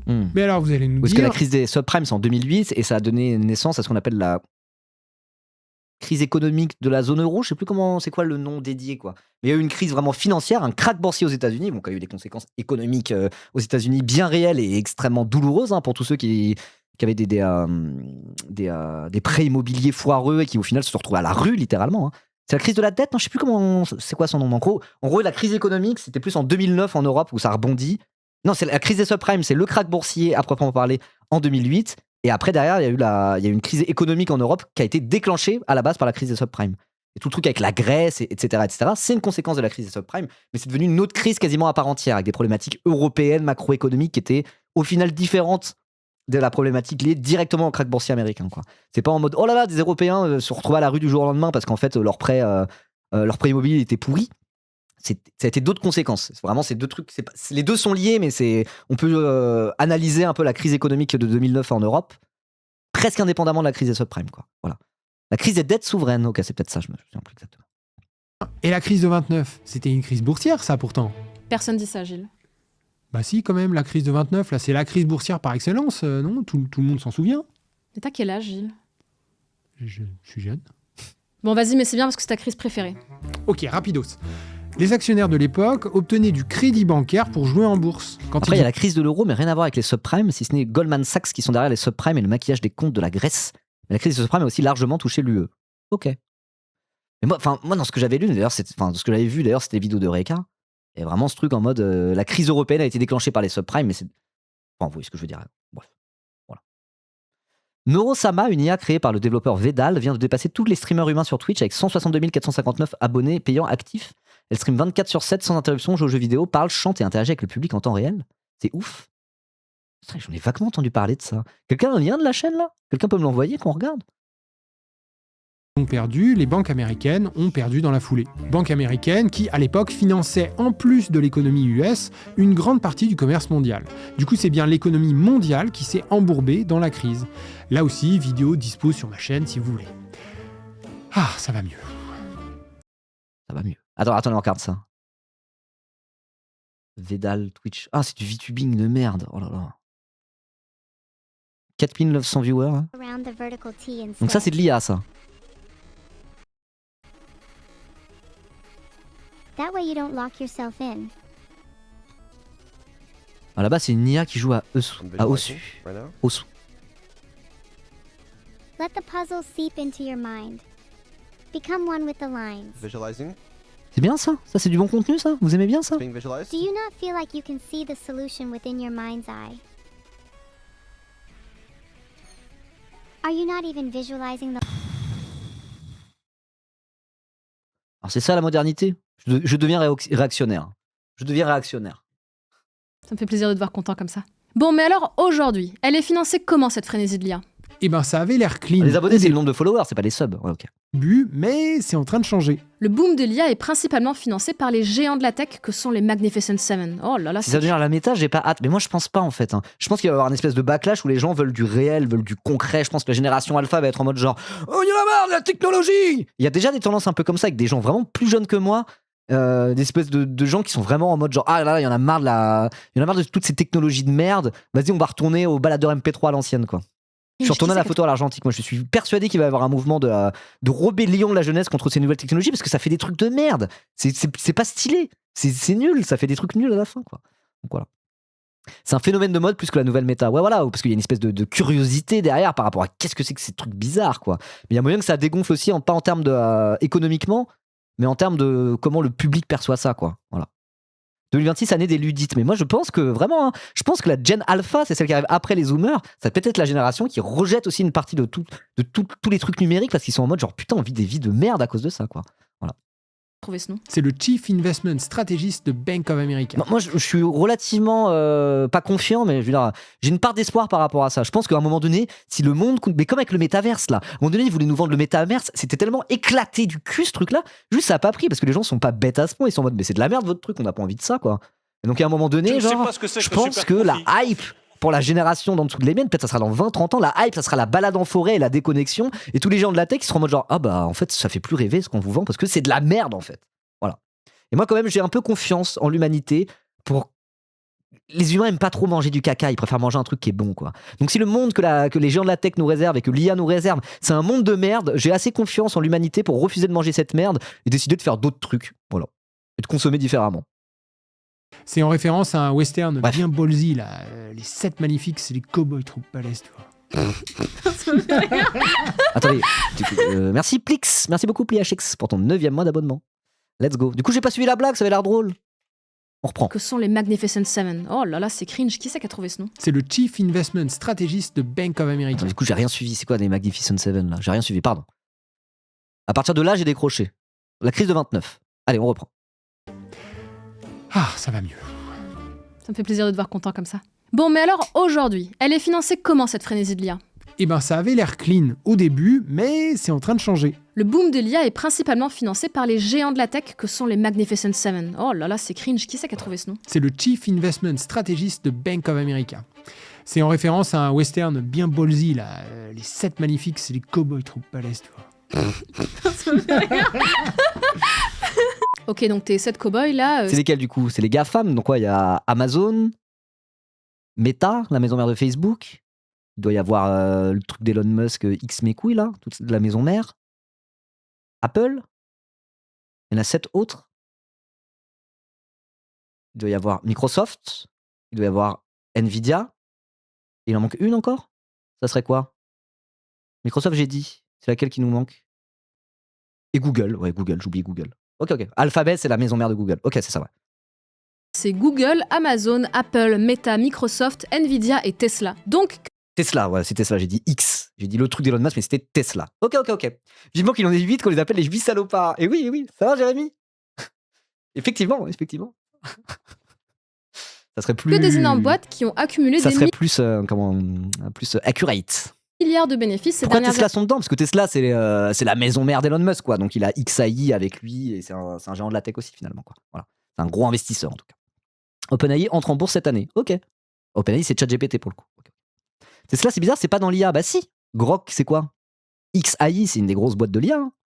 Hein. Attendez, il est où le premier schéma? On est à 15 minutes 12. On le voit pas, il est en dessous là. Attendez. XAI, il est là. Ouais, la boula, c'est quand même assez grosse. Hein. Elle est quasiment aussi grosse qu'AMD. Elle est plus petite que celle d'OpenAI, mais voilà, c'est de la même taille qu'Intel dans le marché de l'IA, XAI. Vous voyez? Donc en vrai, non. Non. Ils sont dans l'IA, Tesla. Via Grok, quoi, en gros. On était là? Voir avec la dette. Rien à Mais XAI, c'est pas Tesla?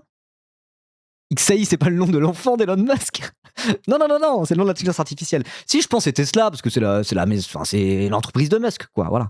Initialement, l'IA de Musk, c'est d'abord la conduite autonome de Tesla. Ok, bon, en tout cas, c'est lié, voilà, c'est ça, c'est l'IA d'Elon Musk, quoi. voir avec les banques, pas de risque de crise économique mondiale à l'horizon, ouf, tout va bien. Il y a Attendez, du coup, je suis reparti trop loin, sinon. Ont accumulé des milliards de balles Meta, Microsoft, Nvidia et Tesla. Donc que des énormes boîtes qui ont accumulé des milliards de bénéfices ces dernières années. Et c'est avec ces milliards qu'ils financent l'IA, soit Après, en c'est peut-être interne. plus Tesla qui finance l'IA. C'est l'argent de Tesla qui finance l'IA, mais parce qu'Elon Musk est aussi présent dans l'IA de toute manière avec XAI. C'est plus ça, quoi. Soit via des startups. Donc, rien à voir avec la dette, rien à voir avec les banques, pas de risque de crise économique mondiale à l'horizon, ouf, tout va bien. Okay. Il y a un élément qui inquiète beaucoup aussi, c'est qu'on commence à faire appel au marché du crédit. Merci Acecam pour ton Prime. Merci beaucoup, content de partager 3 mois d'abonnement. Bah, content que tu sois abonné. Merci beaucoup Acecam. Train live en approche, 45 secondes. Voilà, je vous tanne depuis tout à l'heure à être en mode pourquoi il n'y a pas de train live aujourd'hui? C'est le moment. Voilà, merci Norcadlol. Merci Norcadlol pour ton 24e mois d'abonnement. Le train de live approche. Chou. On fait quoi? Je coupe pour faire le train de live. J'ai un peu la flemme après de refaire du montage sur ce React. Vous savez quoi? On va continuer, mais en tout cas, voilà, n'hésitez pas à participer au train de la hype. On est niveau 1 actuellement. Ce serait bien d'être dans un petit niveau 5. Voilà. Je ne sais pas ce que c'est que le super Merci les profil. narcisses pour ton beats lâché sur le stream. Merci beaucoup. Beaucoup d'acteurs, et J'ai non la des flemme de moindres, couper, on va comme continuer. Meta par exemple, émettent des obligations. Donc, faudra Merci Napidawise, merci pour les 14e mois. Remarque, s'il y a beaucoup de subs, ça va être chiant, on va s'interrompre tout le temps. appel au crédit pour financer leurs ambitions considérables, pour créer de nouveaux centres de calcul. Ah, bah mince. Bah ça y est, semblerait que pour financer les investissements, les profits accumulés... Merci Palalama pour les 5 subs offerts, let's go. Merci beaucoup, et merci Footrack la pugnace pour les 5 subs offerts. Vous savez quoi? J'ai changé d'avis. On va faire le train de live séparément et je ferai un petit coup de montage. Donc attention, là c'est pour ceux qui regardent. C'est pour ceux qui regardent la VOD, on va se téléporter dans le temps, vous êtes prêts? Waouh! On a voyagé dans le temps, incroyable. Abonnez-vous là. Les gens de la VOD, abonnez-vous direct. Allez, on reprend, c'est parti. Le calcul. Ah, Donc on était en train de dire, oui, la bulle IA va peut-être exploser, mais pas sûr, parce qu'ils sont pas trop dépendants des banques, ils sont dépendants d'investisseurs privés, qui sont des géants de la tech. Donc si la bulle spéculative éclate, les banques seront pas dans la merde. Voilà. A priori, point d'interrogation. Avec les banques, pas de risque de crise économique mondiale à l'horizon, ouf, tout va bien. Il y a un élément qui inquiète beaucoup aussi, c'est qu'on commence à faire appel au marché du crédit. Beaucoup d'acteurs, et non des moindres, comme Meta par exemple, émettent des obligations, donc font appel au crédit pour financer leurs ambitions considérables, pour créer de nouveaux centres de calcul. Ah, bah mince. Bah, Bon, ok, d'accord. ça y est, semblerait que Donc, pour les banques financer sont les dedans. investissements, les profits accumulés, soit ils ne suffisent plus, bah soit ils sont moins utilisés. Donc la dette commence à entrer dans la danse de l'IA. Le problème, c'est qu'on n'a pas encore beaucoup d'infos sur le sujet. D'abord parce que c'est assez récent, mais aussi parce que par rapport à la crise des subprimes par exemple, où la complexité des montages d'endettement se posait là, il faut voir The Big Short, c'est une pépite. Bref, Oui, par rapport... trop bien The Big Short. Il est vraiment super. C'est un peu compliqué par moments si on s'intéresse pas du tout à la finance, on bite un peu que dalle, mais... mais aussi parce que par rapport à la Attends. crise des subprimes par exemple, où la complexité des montages d'endettement se posait là, il faut voir The Big J'oublie tout le temps le nom du réalisateur de The Big Short. C'est le mec qui a fait Don't Look Up et qui a fait le film sur Dick Cheney. C'est quoi le nom de du réal déjà? J'oublie à chaque fois. Pourquoi il n'y a pas le nom du réact là? Du réal, il n'y a que les grosses stars. C'est quoi son nom? Je me souviens plus. Adam McKay, c'est ça, je n'arrive pas à retenir son nom. J'aime vraiment bien Adam McKay. Et donc il a fait Don't Look Up aussi qui est pas mal, mais moi mon préféré d'Adam McKay c'est celui sur Dick Cheney là. Incroyable. Trop bien le film sur Dick Cheney. Voilà. Mais The Big Short très bien aussi. N'hésitez pas à le regarder, en plus le casting est vraiment cool et il y a Steve Carell dans un rôle très chouette. Voilà. Short. Je vais fermer la C'est fenêtre, pépite. j'arrive. Bref, par rapport au subprime où c'était compliqué mais semi-public, au moins on pouvait essayer de décoder un peu. Avec l'IA, on dirait bien que ça va être compliqué et privé. Oui, parce que depuis les subprimes, la finance a innové. Aujourd'hui, la mode, c'est le private credit. Alors, on va essayer de faire simple. Les canaux classiques pour emprunter, ce qu'on pourrait qualifier de public credit, c'est Soit ce sont les banques qui prêtent, soit ce sont des fonds d'investissement qui prêtent via les marchés financiers. Le private credit, c'est donc emprunter ni auprès d'une banque, ni via les marchés financiers. Dit encore différemment, le private credit, c'est quand les fonds d'investissement prêtent directement à des entreprises. Bon, mais et alors ? Qu'est-ce que ça change ? Eh bien, ça change que les banques et les marchés financiers, suite aux nombreuses crises qu'ils ont subies, sont très surveillés et régulés. On leur demande de fournir des données, de respecter certaines règles, certains ratios. On a des agences publiques dont le boulot est de surveiller leur activité comme le lait sur le feu. Mais avec le private credit, eh ben, on évite tout ça. Du coup, les financiers sont plus libres de faire leur popote.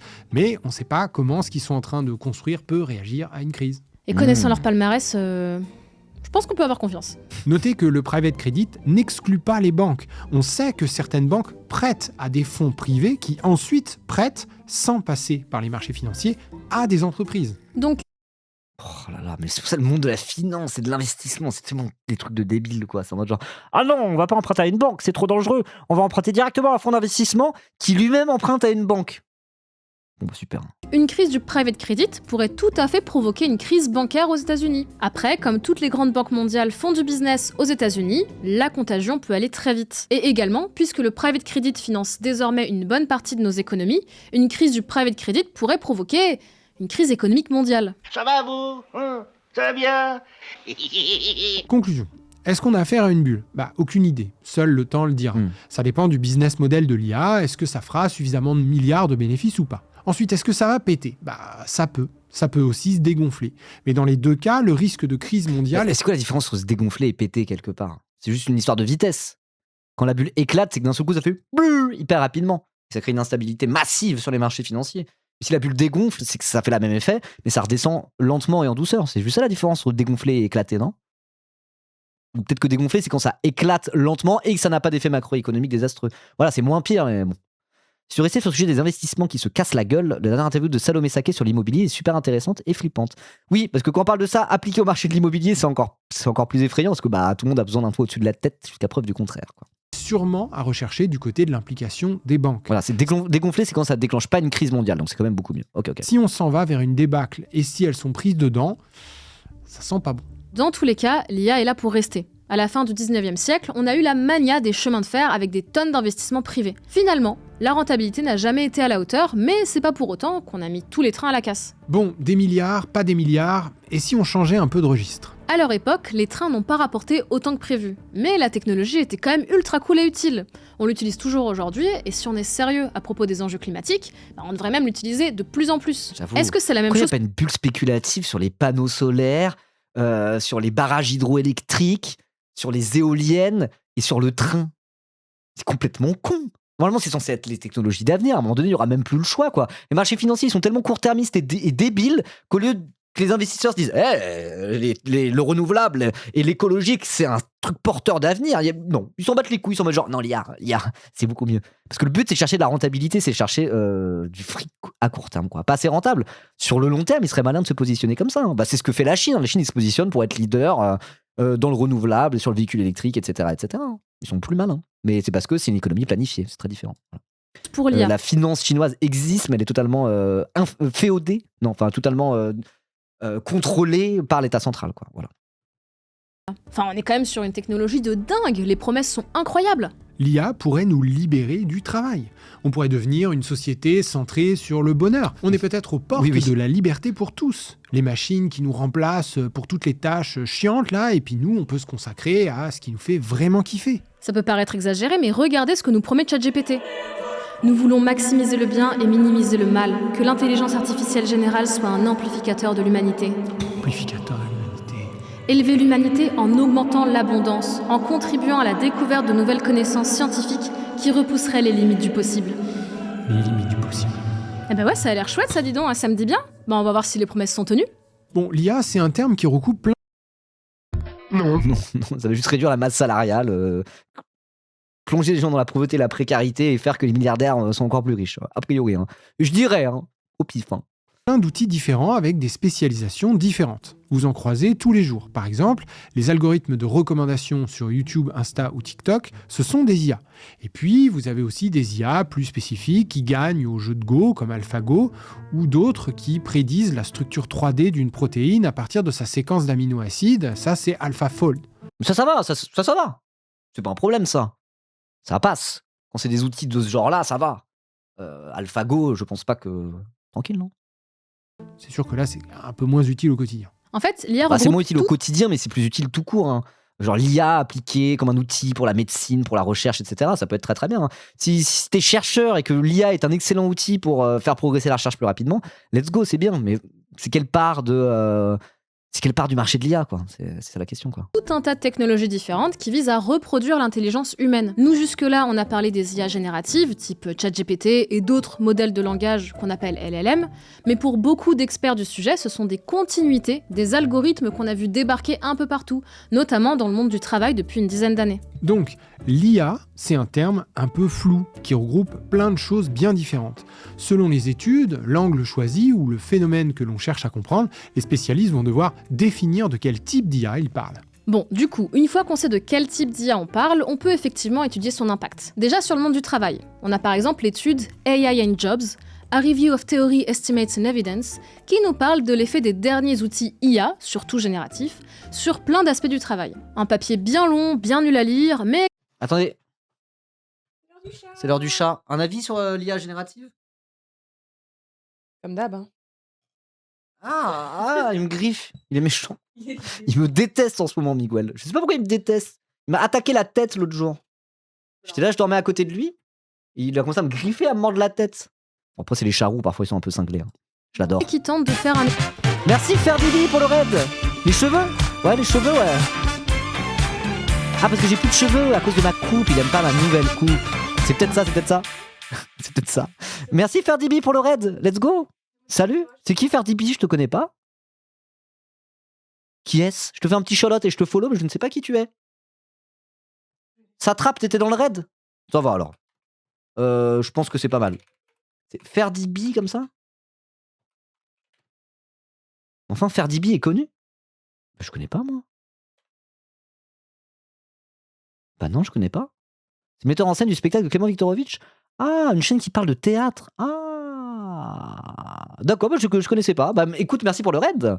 Co-auteur de Klebovitch, c'est stylé. Il parle théâtre, culture, etc. C'est cool, ça change un peu de la politique. Il a fait un énorme banger sur les livres de Benalla et Sarko, un grand moment. Je ne sais pas ce que c'est que le super. Ok, bah trop bien, merci pour le raid. J'irai jeter un petit coup d'œil, je t'ai follow, je ne connaissais pas. Merci beaucoup pour le raid. Bienvenue, coucou tout le monde. Je suis un streamer théâtre, art et commentaire de texte. Ok, stylé. Bah n'hésitez pas à aller, j'ai fait le petit shout-out, donc n'hésitez pas à aller le follow pour y jeter un petit coup d'œil. Moi j'irai jeter un petit coup d'œil aussi, ça m'intrigue, ça m'intéresse. Et merci Bilouane pour les 5 subs offerts à la communauté. Let's go. Merci beaucoup, on a 25 subs des 600. Ça serait bien de finir la semaine à 600, mais c'est déjà bien, c'est déjà bien. Bah merci pour le raid, on reprend. État des On est en connaissances. train de regarder une vidéo sur l'IA et sur, enfin, avec une approche avec l'angle économique de l'IA crée-t-elle une bulle spéculative qui va éclater et tous nous foutre dans la merde. Voilà, donc c'est la dernière vidéo de Argent Magique. Pour ceux qui viennent d'arriver, je vous mets le lien de la vidéo dans le chat. Et voilà. Let's go. Allez. Le sujet. On reprend. Non, mais attends, faut pas lire tout ça. Je vais demander à l'IA une citation marquante du rapport. C'est rapide. Tu vas voir, c'est bluffant. Je vais déjà envoyer le PDF, donc normalement... Là, ça sonne. Je vais te mettre en parleur. Super réflexe, t'es vraiment un as. Voilà ta citation traduite en français, champion. J'adore, elle m'appelle champion. Le rôle des humains pourrait passer d'un travail réellement augmenté par l'IA à un simple travail de supervision ou de correction des productions de l'IA, voire être totalement remplacé. Dans ce contexte, il serait peut-être plus juste de dire que c'est l'IA qui est augmentée par les humains et non l'inverse. Ah. Mais je reste un champion quand même? Bien sûr, champion. C'est cool, hein? Ok. Ah oui, l'IA Ribo sur twitch.tv. Je ne peux pas donner mon avis dessus, mais si tu cherches des connaissances ou des choses factuelles, n'hésite pas à me demander. Donc en vrai, ce papier fait la synthèse de plusieurs recherches qui ont étudié les effets de l'IA sur l'emploi. Certains effets à long terme ne sont pas encore très clairs, mais on peut constater, par exemple, qu'aux États-Unis, les boîtes qui font appel à l'IA ont tendance à moins embaucher de juniors. Ça pose le problème de l'accès au marché. Les nouvelles technologies, ça fait tout le temps ça. Ils ont mis des caisses automatiques dans les supermarchés pour éviter d'embaucher des caissiers et des caissières, surtout principalement, pour réduire leur masse salariale et augmenter les bénéfices, quoi. C'est évident, dès qu'il y a des nouvelles technologies, ça sert à augmenter les bénéfices des entreprises, ça sert pas à réduire la quantité de travail faite par les humains, hein. Ça sert pas à réduire le temps de travail. D'ailleurs, si là, avec l'émergence de l'IA, il commençait à avoir un discours qui prépare une réduction du temps de travail grâce à l'IA, ça se saurait. Au contraire, hein. En Europe, le discours en France de Macron, c'est de dire faut qu'on travaille un petit peu plus, voire même beaucoup plus. Sans ça, on ne sera pas compétitif à l'international. Pardon de le dire, mais moi, j'en ai rien à foutre que l'IA aide les Français à avoir une vie meilleure. Il faut que la nation, la France, soit plus compétitive. Et pour ça, il va falloir travailler plus. Vous voulez que je vous supprime combien de jours fériés ? 1, 2 ou 3 ? C'est au choix. C'est ça la démocratie. C'est ça le discours en France. Alors même qu'il y a l'émergence de l'IA et qu'il y a des espèces d'immenses bulles spéculatives comme quoi ça va bouleverser le monde. Donc ça va pas bouleverser le monde en bien. On peut d'ores et déjà le dire. Travail pour les jeunes. Ou bien encore, selon les domaines et les tâches à accomplir, les humains pourraient avoir un rôle d'assistance à l'IA pour la corriger ou l'ajuster. Super. Donc, contrairement à l'idée reçue selon laquelle les IA pourraient nous remplacer pour des tâches pénibles et peu intéressantes, la réalité serait plutôt que dans certains cas, l'humain viendrait contrôler que l'IA a bien fait son boulot. Et en fait, c'est pas la première fois qu'on assiste à un changement de ce style. En tout cas, ça me rappelle un film de Renault de 1983. Le robot, marié à l'ordinateur, est devenu un facteur essentiel dans l'amélioration de la qualité et de la fiabilité. Ah bah moi, ça me rappelle une des interviews réalisées en 2025 par l'Observatoire des métiers de la banque. Oh, je l'ai raté celui-là. Et donc on a un agent qui va faire une tâche, qui va passer le résultat au second, qui va ensuite repasser le résultat à un humain qui va vérifier les tâches. Mais l'homme dans tout cela, eh bien il contrôle le travail de son armée de robots. On voit bien que là, au travers du conseiller, avec l'aide du conseiller, l'intelligence artificielle générative va apporter du plus. Donc je crois beaucoup au fait que dans 5 ans, il y aura toujours, puisque ça pourrait être ça la question, des conseillers bancaires. L'évolution sera suffisamment lente pour que nous ayons le temps de réadapter la manœuvre à ce nouveau type d'emploi. Début 1980. Ça me déprime, ça vient de me déprimer ce qu'on vient de voir. Tout me déprime.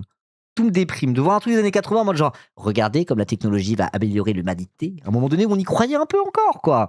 Et de voir après des espèces de conseillers bancaires qui sont en mode genre, non, les métiers de la banque vont continuer. On s'en bat les couilles, les métiers de la banque, c'est de la merde, déjà, premièrement. Ah, mais moi, quand je vois des trucs comme ça me déprime et ça me radicalise, hein. Ça me radicalise, hein. Voilà la société que le capitalisme nous réserve. On devient des variables d'ajustement. Et l'augmentation technologique, au lieu de nous libérer du travail, nous rend encore plus aliénés par le travail, putain. C'est insupportable, vraiment c'est insupportable. Le nombre d'employés de Renault était de 100 000. 14 ans plus tard, les effectifs ont été divisés par 2. C'est sans doute pas que les robots, mais bon, les Le sociologue Carbonel parle de taylorisme augmenté avec l'IA. Et bah, discours sont vachement semblables à 40 ans d'écart. En fait, c'est pas vraiment un hasard, parce que ce que l'IA risque d'apporter à l'organisation du travail n'a absolument rien de nouveau.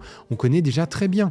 Pour illustrer ça, prenons un artisan qui fabrique une chaise en bois avec une scie et un couteau. On est d'accord que la majorité de la valeur de son travail, c'est sa compétence, savoir fabriquer une chaise. Maintenant, si on décompose son travail en 46 étapes de gestes simples, n'importe qui peut les faire, réalisés par 25 travailleurs et 5 machines, on peut augmenter la production de chaises par travailleur. Par contre, aucun d'entre eux ne sait faire une chaise. Il n'est donc plus réellement question de véritables compétences. La valeur dans cette chaîne de production se situe ailleurs. C'est la décomposition des gestes et le design des machines. Ça c'est vraiment pas nouveau, hein, la division du travail, le fait que justement au moment de l'émergence du travail à la chaîne, etc., c'est au lieu d'avoir un artisan qui est maître de son travail et qui a des compétences pour construire des objets, voilà, comme dans les temps modernes Chaplin, c'est exactement ça, quoi. C'est exactement le même principe. Donc ça veut dire que là où la technologie avait un peu émancipé une partie, en tout cas de l'humanité, du travail à la chaîne, parce qu'avec l'automatisation, justement, c'était des tâches un peu moins répétitives parce que la machine remplace ces tâches répétitives. L'IA va nous ramener presque vers une forme de travail à la chaîne, mais version full numérisée bizarre, quoi. Oh, tuez-moi tout de suite, hein. Salut le rap du futur, ça va ?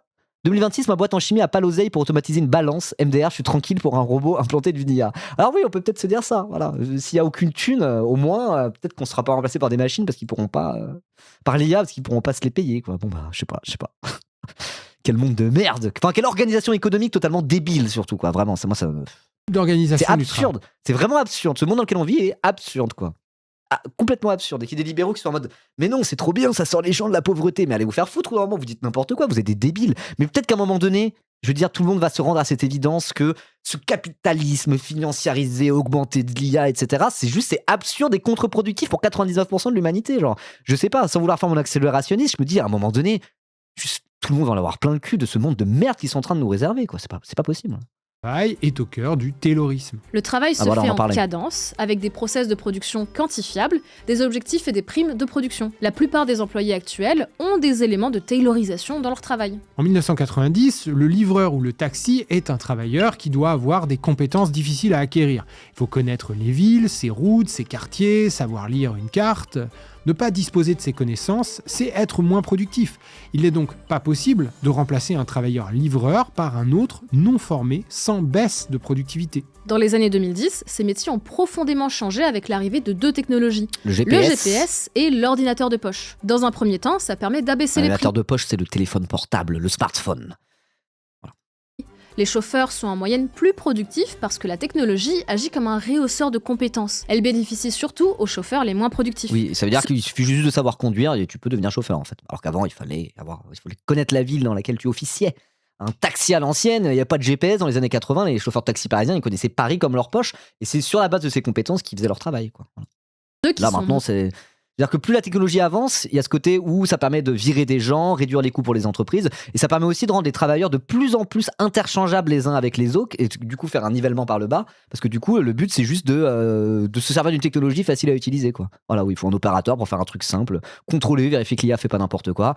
Voilà. Tu spoil MDR ? Oh bah, pardonnez-moi pour mes capacités d'analyse hors du commun, pardon. Moins doués pour planifier leur route ou qui connaissent moins les rues de la ville. Attendez quoi ? J'ai testé l'IA Claude. Ouais, Claude, c'est une IA, c'est bien ça. C'est une IA vraiment pour le code en particulier. J'ai testé le truc Claude IA pour coder des sites et applis. On va être inondé de merde. Je sens que dans les stores. Ouais, ça crée aussi tout un tas de contenus slopesque. D'ailleurs, le terme slop, il a émergé pour parler de l'IA slop, quoi. Du contenu de mauvaise qualité, nul à chier, qui est enchaîné en boucle pour inonder les réseaux et derrière, juste faire de la thune facilement, quoi. Il y a ça aussi. Vraiment, il y a que de la merde, hein. Vraiment, que des conséquences de chiasse pour l'instant, l'IA. Alors si on peut faire du shitpost rigolo, voilà, c'est tout. Mais à part ça, il n'y a rien, quoi. Enfin, il n'y a rien, sauf si c'est des outils au service de chercheurs, de médecins, etc. Pourquoi pas, quoi. Mais, ouais. Justement, il n'y a plus besoin de connaître la ville, plus besoin de travailleurs formés en fait. Le chauffeur de taxi ou le livreur est remplaçable dans l'heure. Alors oui, livreur je l'ai bien pré-shot, effectivement. Course a été augmenté par le GPS et la plateforme de mise en relation. C'est pour ça, moi je me dis à un moment donné ça va craquer, c'est tellement inhumain comme ce qu'on nous propose et à un moment donné je sais pas, c'est peut-être mon humanisme là qui parle, même pas mon gauchisme, tu vois. Mais il y a un côté où je sais pas, j'ai foi en l'humain pour ne pas se laisser déshumaniser à l'infini, quoi. À un moment donné, il y a un cri du cœur, quoi. Je veux dire, voilà, quoi. Oui. Mais pas son salaire. Comment voulez-vous négocier vos revenus si vous êtes immédiatement remplaçable ? Après tout, un travailleur moins qualifié, c'est un travailleur moins payé. Et puis bon, si c'est l'appli qui fait tout, est-ce qu'il n'y aurait pas moyen d'automatiser autre chose, genre la conduite par exemple ? Il est difficile de connaître exactement l'ampleur des transformations professionnelles que permettront les LLM. Dans un article sur notre média, Arthur Raffier évoquait la situation des doubleurs et doubleuses de jeux vidéo déjà très concrètement menacés par un remplacement de leur voix par des IA. Mais c'est pas le seul secteur. On reparlera de ça, le remplacement des doublages par des IA. On fera une émission spéciale sur un film où j'ai été doubleur, où j'ai chanté. Voilà, qui s'appelle Petit Pierre, là, c'était annoncé avant-première au Grand Rex. J'ai été invité. Fin mars, donc en mars, on fera un truc comme ça, on parlera un peu de ces sujets-là. Voilà, avec un réalisateur d'un film d'animation dans lequel il y a plein de doubleurs que vous connaissez qui ont été doublés justement avec un discours critique par rapport à l'IA dans le doublage. Voilà, on fera un live spécial là-dessus avec des invités. Menacé. Si on en revient à l'étude de l'IA et à son impact sur le travail, selon le papier, les catégories les plus exposées à l'automatisation sont le management, les boulots administratifs et les métiers du business et de la finance. Et on en revient à notre petit montage vidéo qu'on vous a montré tout à l'heure. Est-ce que ça ressemble pas au métier de la banque, tout ça ? La particularité des métiers de la banque, c'est que ce secteur a toujours été très protégé de la concurrence internationale. Parce que les métiers sont difficiles à délocaliser. Il faut du monde dans les agences. Et même... On détruit notre propre habitat alors qu'on sait depuis les années 70 qu'il y a un réchauffement climatique. Pas sûr que l'humain soit capable de se rendre compte de cette déshumanisation du travail. Bon, je pense que si. Hein. Alors après, C'est juste qu'on est tellement coincé face à des espèces de techno-fascistes, extractivistes, qui contrôlent le monde à coups d'armées surpuissantes. Je pense aux États-Unis, à Trump, là, en l'occurrence, quand je dis ça, qu'à un moment donné, on est impuissant par rapport à ça. Je veux dire, la conscience de la crise écologique, elle s'est quand même généralisée ces dernières années. Donc non, moi, je pars même pas totalement espoir par rapport à ça, quoi. C'est qu'en face, on a une telle violence, une telle coercition de la part des pires personnes de l'humanité qu'on est impuissant, quoi. Vous voyez ? Bref. Non, c'est parce que t'es politisé, Ribot, IMO. Non, mais vous pouvez pas dire le contraire. En 2026, le français moyen, tu parles il est pas climato-sceptique. Il est en mode genre, ah oui, bah là, on peut plus dire le contraire. Hein. Les réchauffements climatiques, ça se voit. Tout le monde est plus ou moins inquiet par rapport à ça. C'est juste que, pris dans le tourbillon de nos vies, de l'aliénation du travail, on n'a même pas le temps soit d'y réfléchir, et notre propre impuissance fait qu'on préfère ne pas y penser, sinon on devient fou, quoi. Vous voyez ce que je veux dire ? Donc, mais ça veut pas dire que les gens n'en ont pas conscience, quoi. Donc je sais pas. De toute façon, moi je garde une part d'espoir par rapport à moi. Sans ça, moi j'arrêterais de faire j'arrêterais d'être streamer politique, j'arrêterais la politique. Si j'avais pas un truc en moi qui me dit à un moment donné il y aura un sursaut, un truc, presque une forme d'humanisme où je me dis que genre l'être humain à un moment donné, il y a un truc profondément inhumain dans ce qui nous arrive qui fait qu'à un moment donné ça va finir par péter, il y aura une prise de conscience, il va se passer quelque chose. Si je me disais pas ça du tout, mais moi je ne m'intéresserais pas à la politique. À ce moment-là, je serais en mode c'est foutu, je vais essayer de profiter de ma vie au maximum, et c'est pas en m'inquiétant à propos de toutes ces choses-là que je vais en profiter. Donc je me couperai au maximum de l'actualité, je me couperai au maximum de la politique, je ferai comme beaucoup de gens qui n'ont aucun espoir font, et basta, quoi. Mais à partir du moment où moi je suis politisé, je suis militant, je parle de ça, et c'est des choses qui m'intéressent, si j'avais pas un brin d'espoir au fond de moi de me dire qu'à un moment donné il va se passer quelque chose, si j'y croyais pas un minimum, je ne ferais plus ce métier. J'arrêterais, Ribon dans la sauce, ça n'existerait plus sur internet, parce que j'aurais autre chose à foutre que de me torturer l'esprit à longueur de journée comme ça, quoi. Vous voyez ? Donc non, moi je garde une part d'espoir. Sans ça, je me mettrais même pas en action, en fait. Voilà. Mais parfois, j'avoue, la part d'espoir, je l'oublie, quoi. Mais bon, bref. Merci les rap du futur. Psartec la coupe. J'ai fait la petite buzz cut, mais là ça commence à repousser. Ouais. Allez, on reprend. J'ai eu des disruptions, comme on dit là. Avec technique de développement personnel, ça, pour mon petit bonheur, je m'isole car je peux me le permettre. Oui, mais à partir du moment où si tu n'as aucun espoir de changement en bien. Je veux dire, c'est pas que. Enfin, tu dis ça comme si c'était que des méga privilégiés qui ne s'intéressaient pas à la politique. C'est faux de dire ça. C'est faux. Il y a énormément de personnes qui souffrent de l'exploitation, des gens qui ont des vies de merde, qui sont opprimés dans la société. Ils ne s'intéressent pas à la politique parce qu'ils se disent si je commence à mettre le doigt dans cet engrenage, juste ça va me rendre encore plus malheureux que je suis. Et qui se coupent des trucs, ils se disent je m'y intéresse pas, j'essaie de tracer ma route et basta, quoi. Genre, c'est pas qu'un truc de privilégié de se désintéresser de la politique. C'est faux de dire ça. Il y a peut-être quasiment la moitié des Français qui essayent de pas trop penser à tout ça. Parce que sans ça, c'est désespérant, quoi. Donc là, je suis pas d'accord avec ça. Voilà.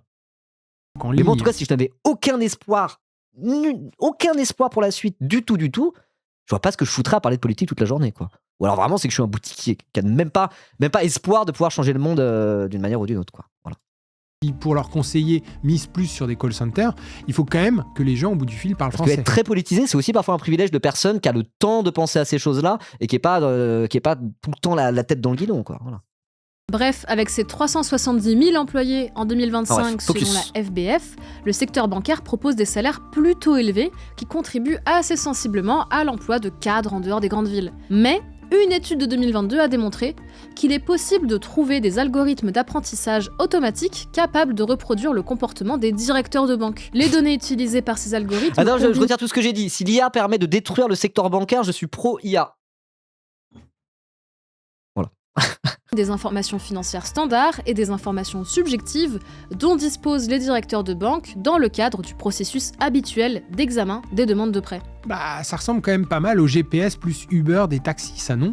Plus besoin de savoir comment calculer un intérêt cumulé, plus besoin de connaître le catalogue de produits ou la stratégie globale de la banque. Il suffit de suivre le GPS bancaire qui peut indiquer quoi et comment faire. Le tout sous un contrôle humain, bien sûr, mais un seul humain, quoi, pas 100 000.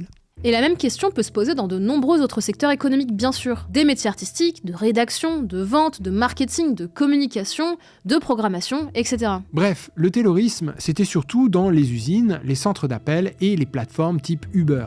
Aujourd'hui, grâce à l'IA générative, ce modèle peut s'étendre. D'ailleurs, on vous conseille l'excellente vidéo de Corporate sur Blast par le fils de pub et Bolshevik, vous l'avez regardé, elle était bien. Qui reviennent sur l'origine du taylorisme et le rôle de l'IA dans le contrôle des travailleurs aujourd'hui, en se basant notamment sur le travail du journaliste Clément Pourret, auteur du livre Les nouveaux contremaîtres, enquête sur la surveillance au travail à l'heure des IA. Mais bon, Gilles, je me demande, On serait pas un petit peu trop négatif là? J'ai l'impression qu'on voit le mal partout. C'est vraiment un tropisme français, voire européen, que de voir a priori... Eh, nique ta mère, toi!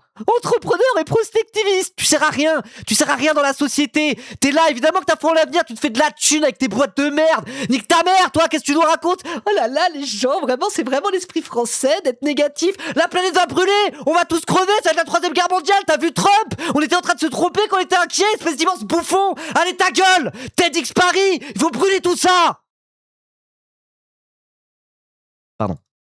La partie sombre de cette révolution. Quand je dis brûler, c'est brûler l'institution TEDx Paris. Je ne veux pas brûler d'êtres humains, évidemment. Aller en Afrique, aller en Asie, en fait, les populations sont fascinées, mais en même temps elles sont exaltées à l'idée de pouvoir utiliser cette manne qui va permettre de gagner en productivité. Ah oui, ça doit être ça. On est trop français, on n'aime pas le progrès. Changeons un peu de perspective et allons en Afrique. Au hasard à Madagascar, tiens. Hein, qu'est-ce qu'ils en pensent là-bas de ce progrès de fou, là, de ces machines qui travaillent pour nous servir? Tous les jours de la semaine, il se connecte après 16 heures à une plateforme de travail en ligne qui lui fournit des tâches à réaliser. Ça, c'est vraiment l'enfer sur Terre. Ce qu'on appelle le digital labor. C'est vraiment l'enfer. C'est le truc le plus déprimant qui existe. Enfin, c'est pas le truc le plus déprimant qui existe. La guerre, les massacres et les génocides, c'est encore plus déprimant. Vous voyez, enfin... Genre, moi, ça me terrifie un peu, quoi. Moi, quand je vois ça, je suis genre ouais, les gens qui entraînent le CAPTCHA, c'est du travail à la chaîne, mais numérique sur un ordinateur au service d'IA inhumaine, quoi. Enfin, genre, c'est... Il faut noter des images, trier des objets, pour entraîner des IA à faire de meilleures suggestions à leurs utilisateurs. On appelle ça de l'annotation de données. Un petit déjeuner. Actuellement, je gagne environ 1 € toutes les 3 heures de travail. À Madagascar, il serait près de 100 000 à faire la même chose que David. Des petites mains de l'IA qui entraînent les algorithmes de ChatGPT, Google ou Amazon. C'est tellement toujours le même truc, quoi. Notre relatif confort d'occidentaux est toujours bâti sur l'exploitation massive des pays du Sud, quoi, des travailleurs du Sud.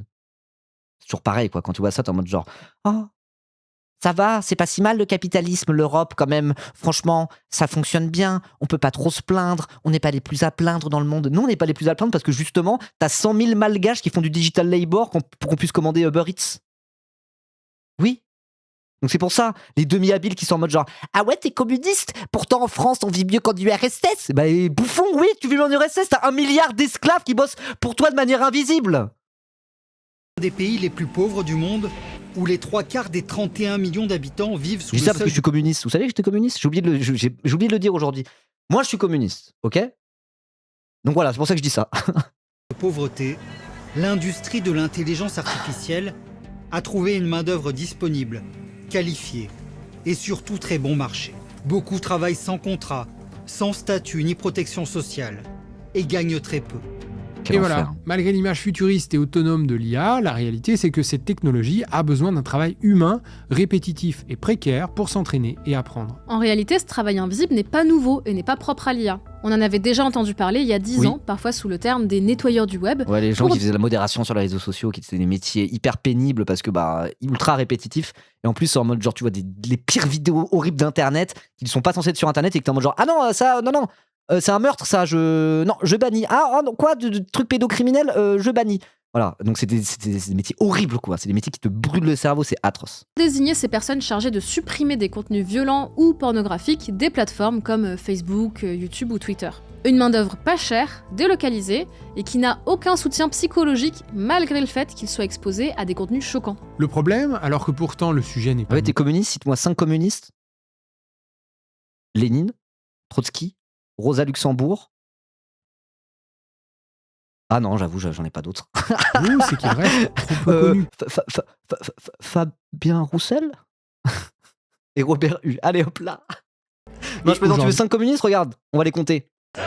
1, 2, 3, 4, 5. Bah, il y en a 5 juste ici, parfait. Marx, Engels, Lénine, Trotsky, Nathalie Arthaud. Ça te va? Voilà, il y en a 5.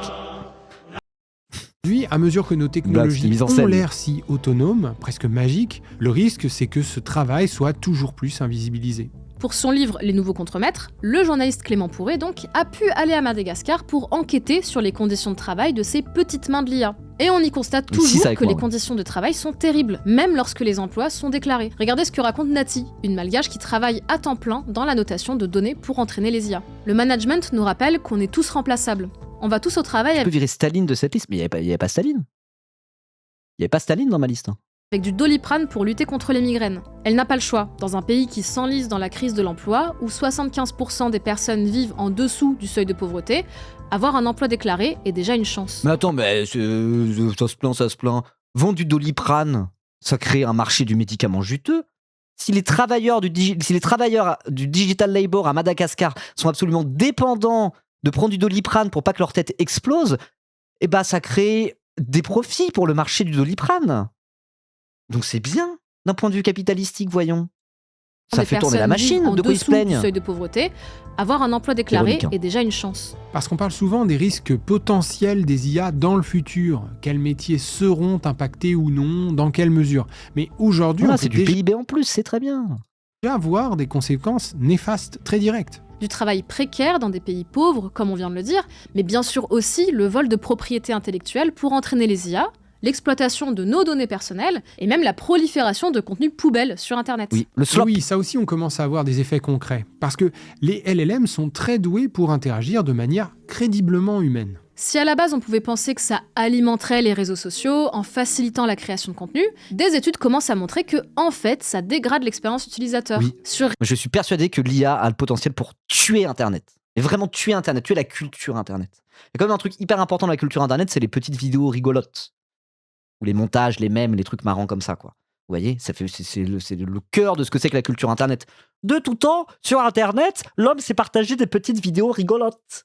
C'est bien. Il y a des trucs super drôles dedans. C'est vraiment cool. C'est le cœur et l'âme d'Internet, quoi. Et ben l'IA peut tout simplement détruire ça d'un claquement de doigts avec la fameuse Dead Internet Theory en inondant de contenu slopesque qui est nul à chier tout, de manière à ce qu'à la fin, dès que tu vois un truc, tu sais pas si c'est de l'IA ou pas, et t'es en mode genre, oh, flemme. Je sais pas si l'IA a le potentiel pour détruire l'humanité, mais en tout cas, je suis sûr et certain, absolument convaincu, que l'IA a le potentiel pour détruire Internet tel qu'on le connaît et la culture Internet. Et ça m'attriste. Voilà. Même si, encore une fois, paradoxalement, il y a une utilité de l'IA que j'aime bien, c'est quand c'est pour faire du shitpost et des trucs comme ça. Je trouve que ça peut être bien utilisé et marrant, l'IA générative. Mais bon, à côté de ça, Internet est bien plus nul depuis qu'il y a l'IA qu'avant, je trouve.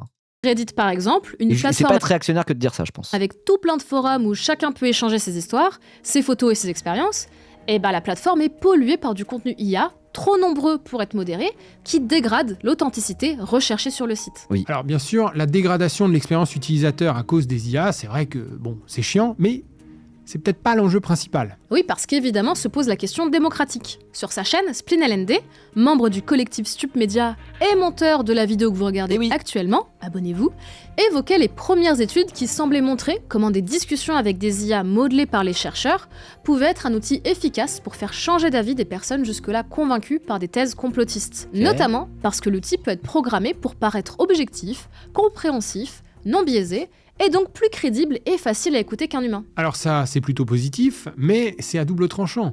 On a d'autres études qui montrent que les chatbots IA peuvent être efficaces pour faire changer le choix de vote de certains électeurs, en utilisant des arguments et informations qui peuvent être vraies ou fausses. Se pose donc la question de comment est conçue l'IA et qui la contrôle, qui décide du candidat ou des idées qu'elle va défendre. Et comme tout le monde peut créer son IA maison... c'est intéressant ce qu'ils disent, parce que à ce côté, c'est pas humain, donc il y a des gens qui ont plus confiance en ça parce que ce n'est pas humain.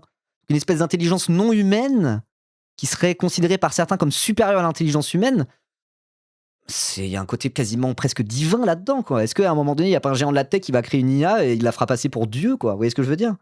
Là, ça reste un peu de la science-fiction, mais c'est le genre de problématique, d'un point de vue un peu presque philosophique, qu'on peut déjà commencer à se poser. Si la technologie de l'IA progresse encore énormément, à un moment donné, il y aura peut-être une IA qui dira des choses tellement pertinentes, qui dira des choses tellement belles, qui créera des choses tellement bouleversantes qu'on sera là à quasiment être en mode genre, mais cette IA est divine en fait, cette IA formule des choses mieux qu'aucun humain ne l'a jamais fait auparavant.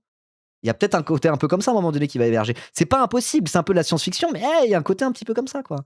C'est la fin de Fondation, ça? Ah ouais? Ouais. Moi, ça me fait flipper. Genre, la technologie a un potentiel pour avoir des tels scénarios de science-fiction premier degré, quoi. Premier degré. Il y a des évangélistes qui pensent que Jésus va se réincarner dans l'IA, je te jure que c'est vrai. Ouais, voilà, il y a déjà des trucs un peu comme ça. Ça me fait peur sa mère, ça. Pour ça, limite si on devait débrancher l'IA dès maintenant pour éviter ce genre de dérive, let's go. Hein. Moi je trouve que c'est rentable. Hein. Tant pis pour les IA prédictives d'acides aminés, tant pis, on s'en passera. L'orienter à sa manière, la faire tourner sur ses ordinateurs et l'utiliser pour poster des messages comme un parce que la singularité, c'est l'IA devrait être tellement intelligente qu'elle arrive à s'améliorer elle-même et prendre totalement son indépendance par rapport à l'humanité, voire développer une conscience. Mais on pourrait avoir une IA bête et méchante qui n'est pas la singularité, mais qui est simplement tellement pertinente dans ses propos, tellement intelligente finalement, tellement remarquable, tellement brillante, qu'au final les gens seraient en mode genre mais cette intelligence artificielle est supérieure à nous autres humains. Et il y aurait une forme de divinification de ça, quoi. C'est... Ouais, vraiment. On vit dans Black Mirror, ou dans Asimov, ou dans Matrix, ou dans Terminator. Mais... Pitié, tue-moi. Et va falloir partir du principe qu'elle va être utilisée de la pire des manières par certains acteurs souhaitant influencer les opinions publiques. Mais on va en rajouter une couche, parce que même si l'enjeu est important, attention à ne pas se focaliser. Ribo, peut-être que le chat que tu lis est en réalité une IA qui s'entraîne. Non, je sais reconnaître les gauchistes casse-couilles d'internet, biberonnés à Twitter et réseaux sociaux. Vous n'êtes pas de l'IA, hein, ça je vous reconnais, vous inquiétez pas. Je vous adore. Uniquement sur le problème de la production d'informations. Merci Linarcis pour ton bit. Merci beaucoup. Car celui de sa diffusion est probablement encore plus important. Certes, l'IA générative bouleverse les internets, car on ne sait plus ce qui est produit par des humains ou non. Mais il ne faut pas oublier que les campagnes de trolls, ou même encore plus anciens, la propagande, n'ont pas attendu les IA génératives pour exister. Le premier tour de l'élection présidentielle roumaine en 2024, qui a finalement été annulé par la Cour constitutionnelle du pays, a été largement influencé par des trolls, peut-être bien russes, via la plateforme TikTok, pour pousser un candidat d'extrême droite pro-russe et authentiquement fasciste. Et ce, sans l'aide de l'IA générative, ou en tout cas, si ça a été utilisé, on n'a pas de preuves pour le moment. Spleen LND, encore lui, quel talent décidément, a également sorti une vidéo sur le sujet. Je connais pas du tout Spleen LND. Je l'ai connu parce qu'il fait partie de Submedia, et j'ai discuté un peu avec Valentin de Submedia et tout. Spleen LND, c'est partie des gens de Submedia que j'ai jamais vu une vidéo. C'est bien ? Ouais, je pensais bien. Tout ça pour dire que l'enjeu des vraies ou fausses informations n'est pas le seul. Il y a aussi celui de la manière de les rendre visibles. Comprenez, le contrôle des médias ainsi que celui des IA de recommandation des plateformes comme TikTok, YouTube ou Instagram. Ceux qui sont capables de contrôler les informations qu'on vous montre sont capables de vous influencer. Et alors, comment une IA décide-t-elle de faire apparaître du contenu dans votre feed ? Premier problème, propriété privée des géants de la tech. Secret des affaires, tout ça, on n'a pas accès à leur fonctionnement. Mais il n'y a pas vraiment de secret quant au fait que ce sont les contenus qui génèrent de l'engagement, c'est-à-dire qui vous maintiennent sur la plateforme, pour vous montrer toujours plus de pubs, qui sont mis en avant. Que ce soit de la bonne vulga économique, des contenus complotistes ou haineux, du moment que ça vous garde sur la plateforme, l'IA s'en moque. Mais c'est pas une fatalité, on peut penser des IA différentes, comme le fait par exemple l'initiative Tournesol, créée par un collectif dont fait partie Lé. Là, les recommandations viennent des notes attribuées par les utilisateurs et l'algo est en open access pour permettre un contrôle démocratique. Ok. Lé ne nous a... C'est des trucs un peu de libristes, fans de Linux et de Wikipédia. Ils se sont dit, vas-y, on va investir aussi nous l'IA pour en faire un truc libre et sain. C'est un peu ça l'idée. Vous connaissez, vous, Tournesol ? Moi, j'ai jamais entendu parler. Mais après, j'imagine que oui. Après, de toute façon, c'est toujours pareil. L'IA, c'est une technologie. La technologie, elle devient ce qu'on en fait un peu. Enfin, c'est plus compliqué que ça, quoi. Mais d'avoir une utilisation saine, morale et constructive de l'IA, c'est une possibilité. Simplement, dans le monde dans lequel on vit, là, c'est pas pour ça, c'est pas là-dessus que ça part, quoi. L'utilisateur et l'algo est en open access pour permettre un contrôle démocratique. Promis, Lé ne nous a pas donné d'argent. Alors si par contre il m'a payé un café. Ah mais j'ai le corruption là. Non, c'est moi qui ai payé le café. Ok, on était à 2 doigts du argent magic gate là. Ensuite, il y a évidemment l'enjeu de à qui appartiennent nos canaux d'information, autant les plateformes que les médias. C'est le gars de Science for All qui fait ça ? Ok, trop bien. La pensée d'Elon Musk est largement poussée par son réseau social. Idem pour la pensée de Bolloré via ses différents médias. Si je ne crois pas à quelque chose, je vais pas essayer de le mettre dans mes antennes. Et pour les plateformes, la spécificité, c'est bien... C'est vrai qu'il n'y a pas encore trop de trucs avec l'IA, Bolloré, la bolosphère. La Bolloré-sphère n'est pas encore trop en train d'utiliser l'IA. Peut-être que si, mais c'est quoi la prochaine étape de propagande de Bolloré via l'IA ? Après, il doit y avoir du contenu d'extrême droite en mode AI-slop. Bolo AI-slop, ouais. Ça existe un peu ? Il y a de l'AI-slop d'extrême droite, mais oui, il y a de l'AI-slop d'extrême droite, bien sûr. Évidemment. Mais ça n'a pas trop inondé les plateformes encore.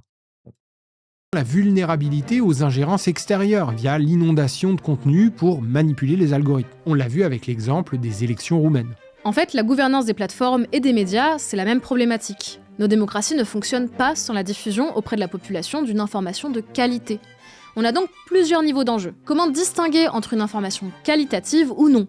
Comment favoriser sa production? Et également, comment assurer sa diffusion. Les IA de recommandation et les LLM nous renvoient à ces enjeux. Mais finalement, c'est pareil pour nos médias. Comment assurer le financement d'informations de qualité et comment faire en sorte que l'ensemble des citoyens puissent y avoir accès? Ces questions méritent leur propre... Oui, Krouski, on a déjà parlé de la milice de Trump, etc. etc. Là, c'est nos derniers sujets. Le live va bientôt se terminer, pas tout de suite, mais bientôt. Donc, tout ça sera sur YouTube d'ici demain. Voilà, le temps que je fasse les miniatures, voilà. N'hésitez pas à vous abonner à la chaîne de VOD si vous avez loupé un sujet qui vous intéressait. Je mets les replays en intégralité, sans montage, sur YouTube, donc voilà. On aura l'occasion d'en reparler. En attendant, a-t-on affaire à une bulle de l'IA? Oui, parce qu'à la base, on parlait vraiment de l'approche économique et financière, quoi. Sur la bulle spéculative, là, sur la fin, ça a parlé un petit peu d'autre chose, mais oui, du coup, oui. On nous le dira. Si cette La technologie... réponse, c'est on sait pas. Ce que cache la bulle. Donc, du coup, on sait pas ce que ça cache. Oh, super, hein. Oh, super. Hein. est très certainement là pour rester, on a vu que le business model n'était pas évident à identifier. Est-ce qu'un éventuel éclatement ou dégonflement pourrait provoquer une crise économique? Aux États-Unis, sûrement. Dans le monde entier, impossible à dire avec certitude, mais il faut surveiller l'implication des banques. Elles sont très souvent le canal par lequel les crises se propagent. Enfin, les promesses de l'IA. Oui, la technologie est bluffante et incroyable, mais n'oubliez pas tout ce qu'il y a derrière. Promesses de toujours plus de taylorisation, perte de sens du travail, perte de compétences, précarisation des emplois, manipulation d'opinion. En un mot, ce serait bien de très sérieusement s'intéresser à la régulation des IA. Oui, mais de toute façon, il faut s'intéresser à la régulation d'à peu près tout, quoi. Le capitalisme, c'est de la merde. Quand il est régulé, c'est un peu moins de la merde. Je pense que c'est la phrase la plus consensuelle qu'on peut dire quand on est à gauche, quoi. Oui, régulons toutes ces merdes, là. Stop, régulons tout. Merci à Lé et à Clément pour leur relecture sur cet épisode. N'hésitez pas à les suivre et à aller checker leur travail. Pour plus d'infos sur les IA, vous avez aussi la chaîne de Spleen LNB. Ok. Merci d'avoir regardé cet épisode. Bonne année tout le monde et on se retrouve le mois prochain. Les USA sont loin de réguler, mais oui, ils veulent tout déréguler. Les ultras du bureau, ils veulent tout déréguler. Et quand t'es de gauche, souvent, justement, soit t'es anticapitaliste, mais là, très concrètement, dans l'action qu'on fait, il n'y a pas eu beaucoup d'anticapitalisme concret, quoi. Vous voyez, donc souvent, les mesures qui sont poussées, qui sont mises en avant par la gauche ou les gauches, vous appelez ça comme vous voulez, c'est plus des mesures de régulation du capitalisme vraiment que d'abolition du capitalisme, quoi. Donc quasiment, le clivage gauche-droite à bien des égards, il se joue quasiment là-dessus, quoi. C'est ce qu'on veut réguler ou au contraire déréguler le capitalisme. Souvent, c'est un peu ça, quoi. Voilà. Donc oui, il faut le réguler, il faut réguler tout. Et moi, je dirais même, interdisons cette IA de merde, on s'en bat les couilles de juste réguler. Oui, c'est un outil intéressant. Je m'en branle. Je serai un peu réactionnaire sur ce coup-là. Djihad butlerien, maintenant, abattre l'IA. Mort au transistor. Et si vous regardez la VOD YouTube, abonnez-vous quand même. Mort au transistor, mais bon, je dis ça, Internet, j'aime bien quand même. Abonnez-vous, laissez un commentaire, partagez la vidéo. Voilà. Et nique les clankers.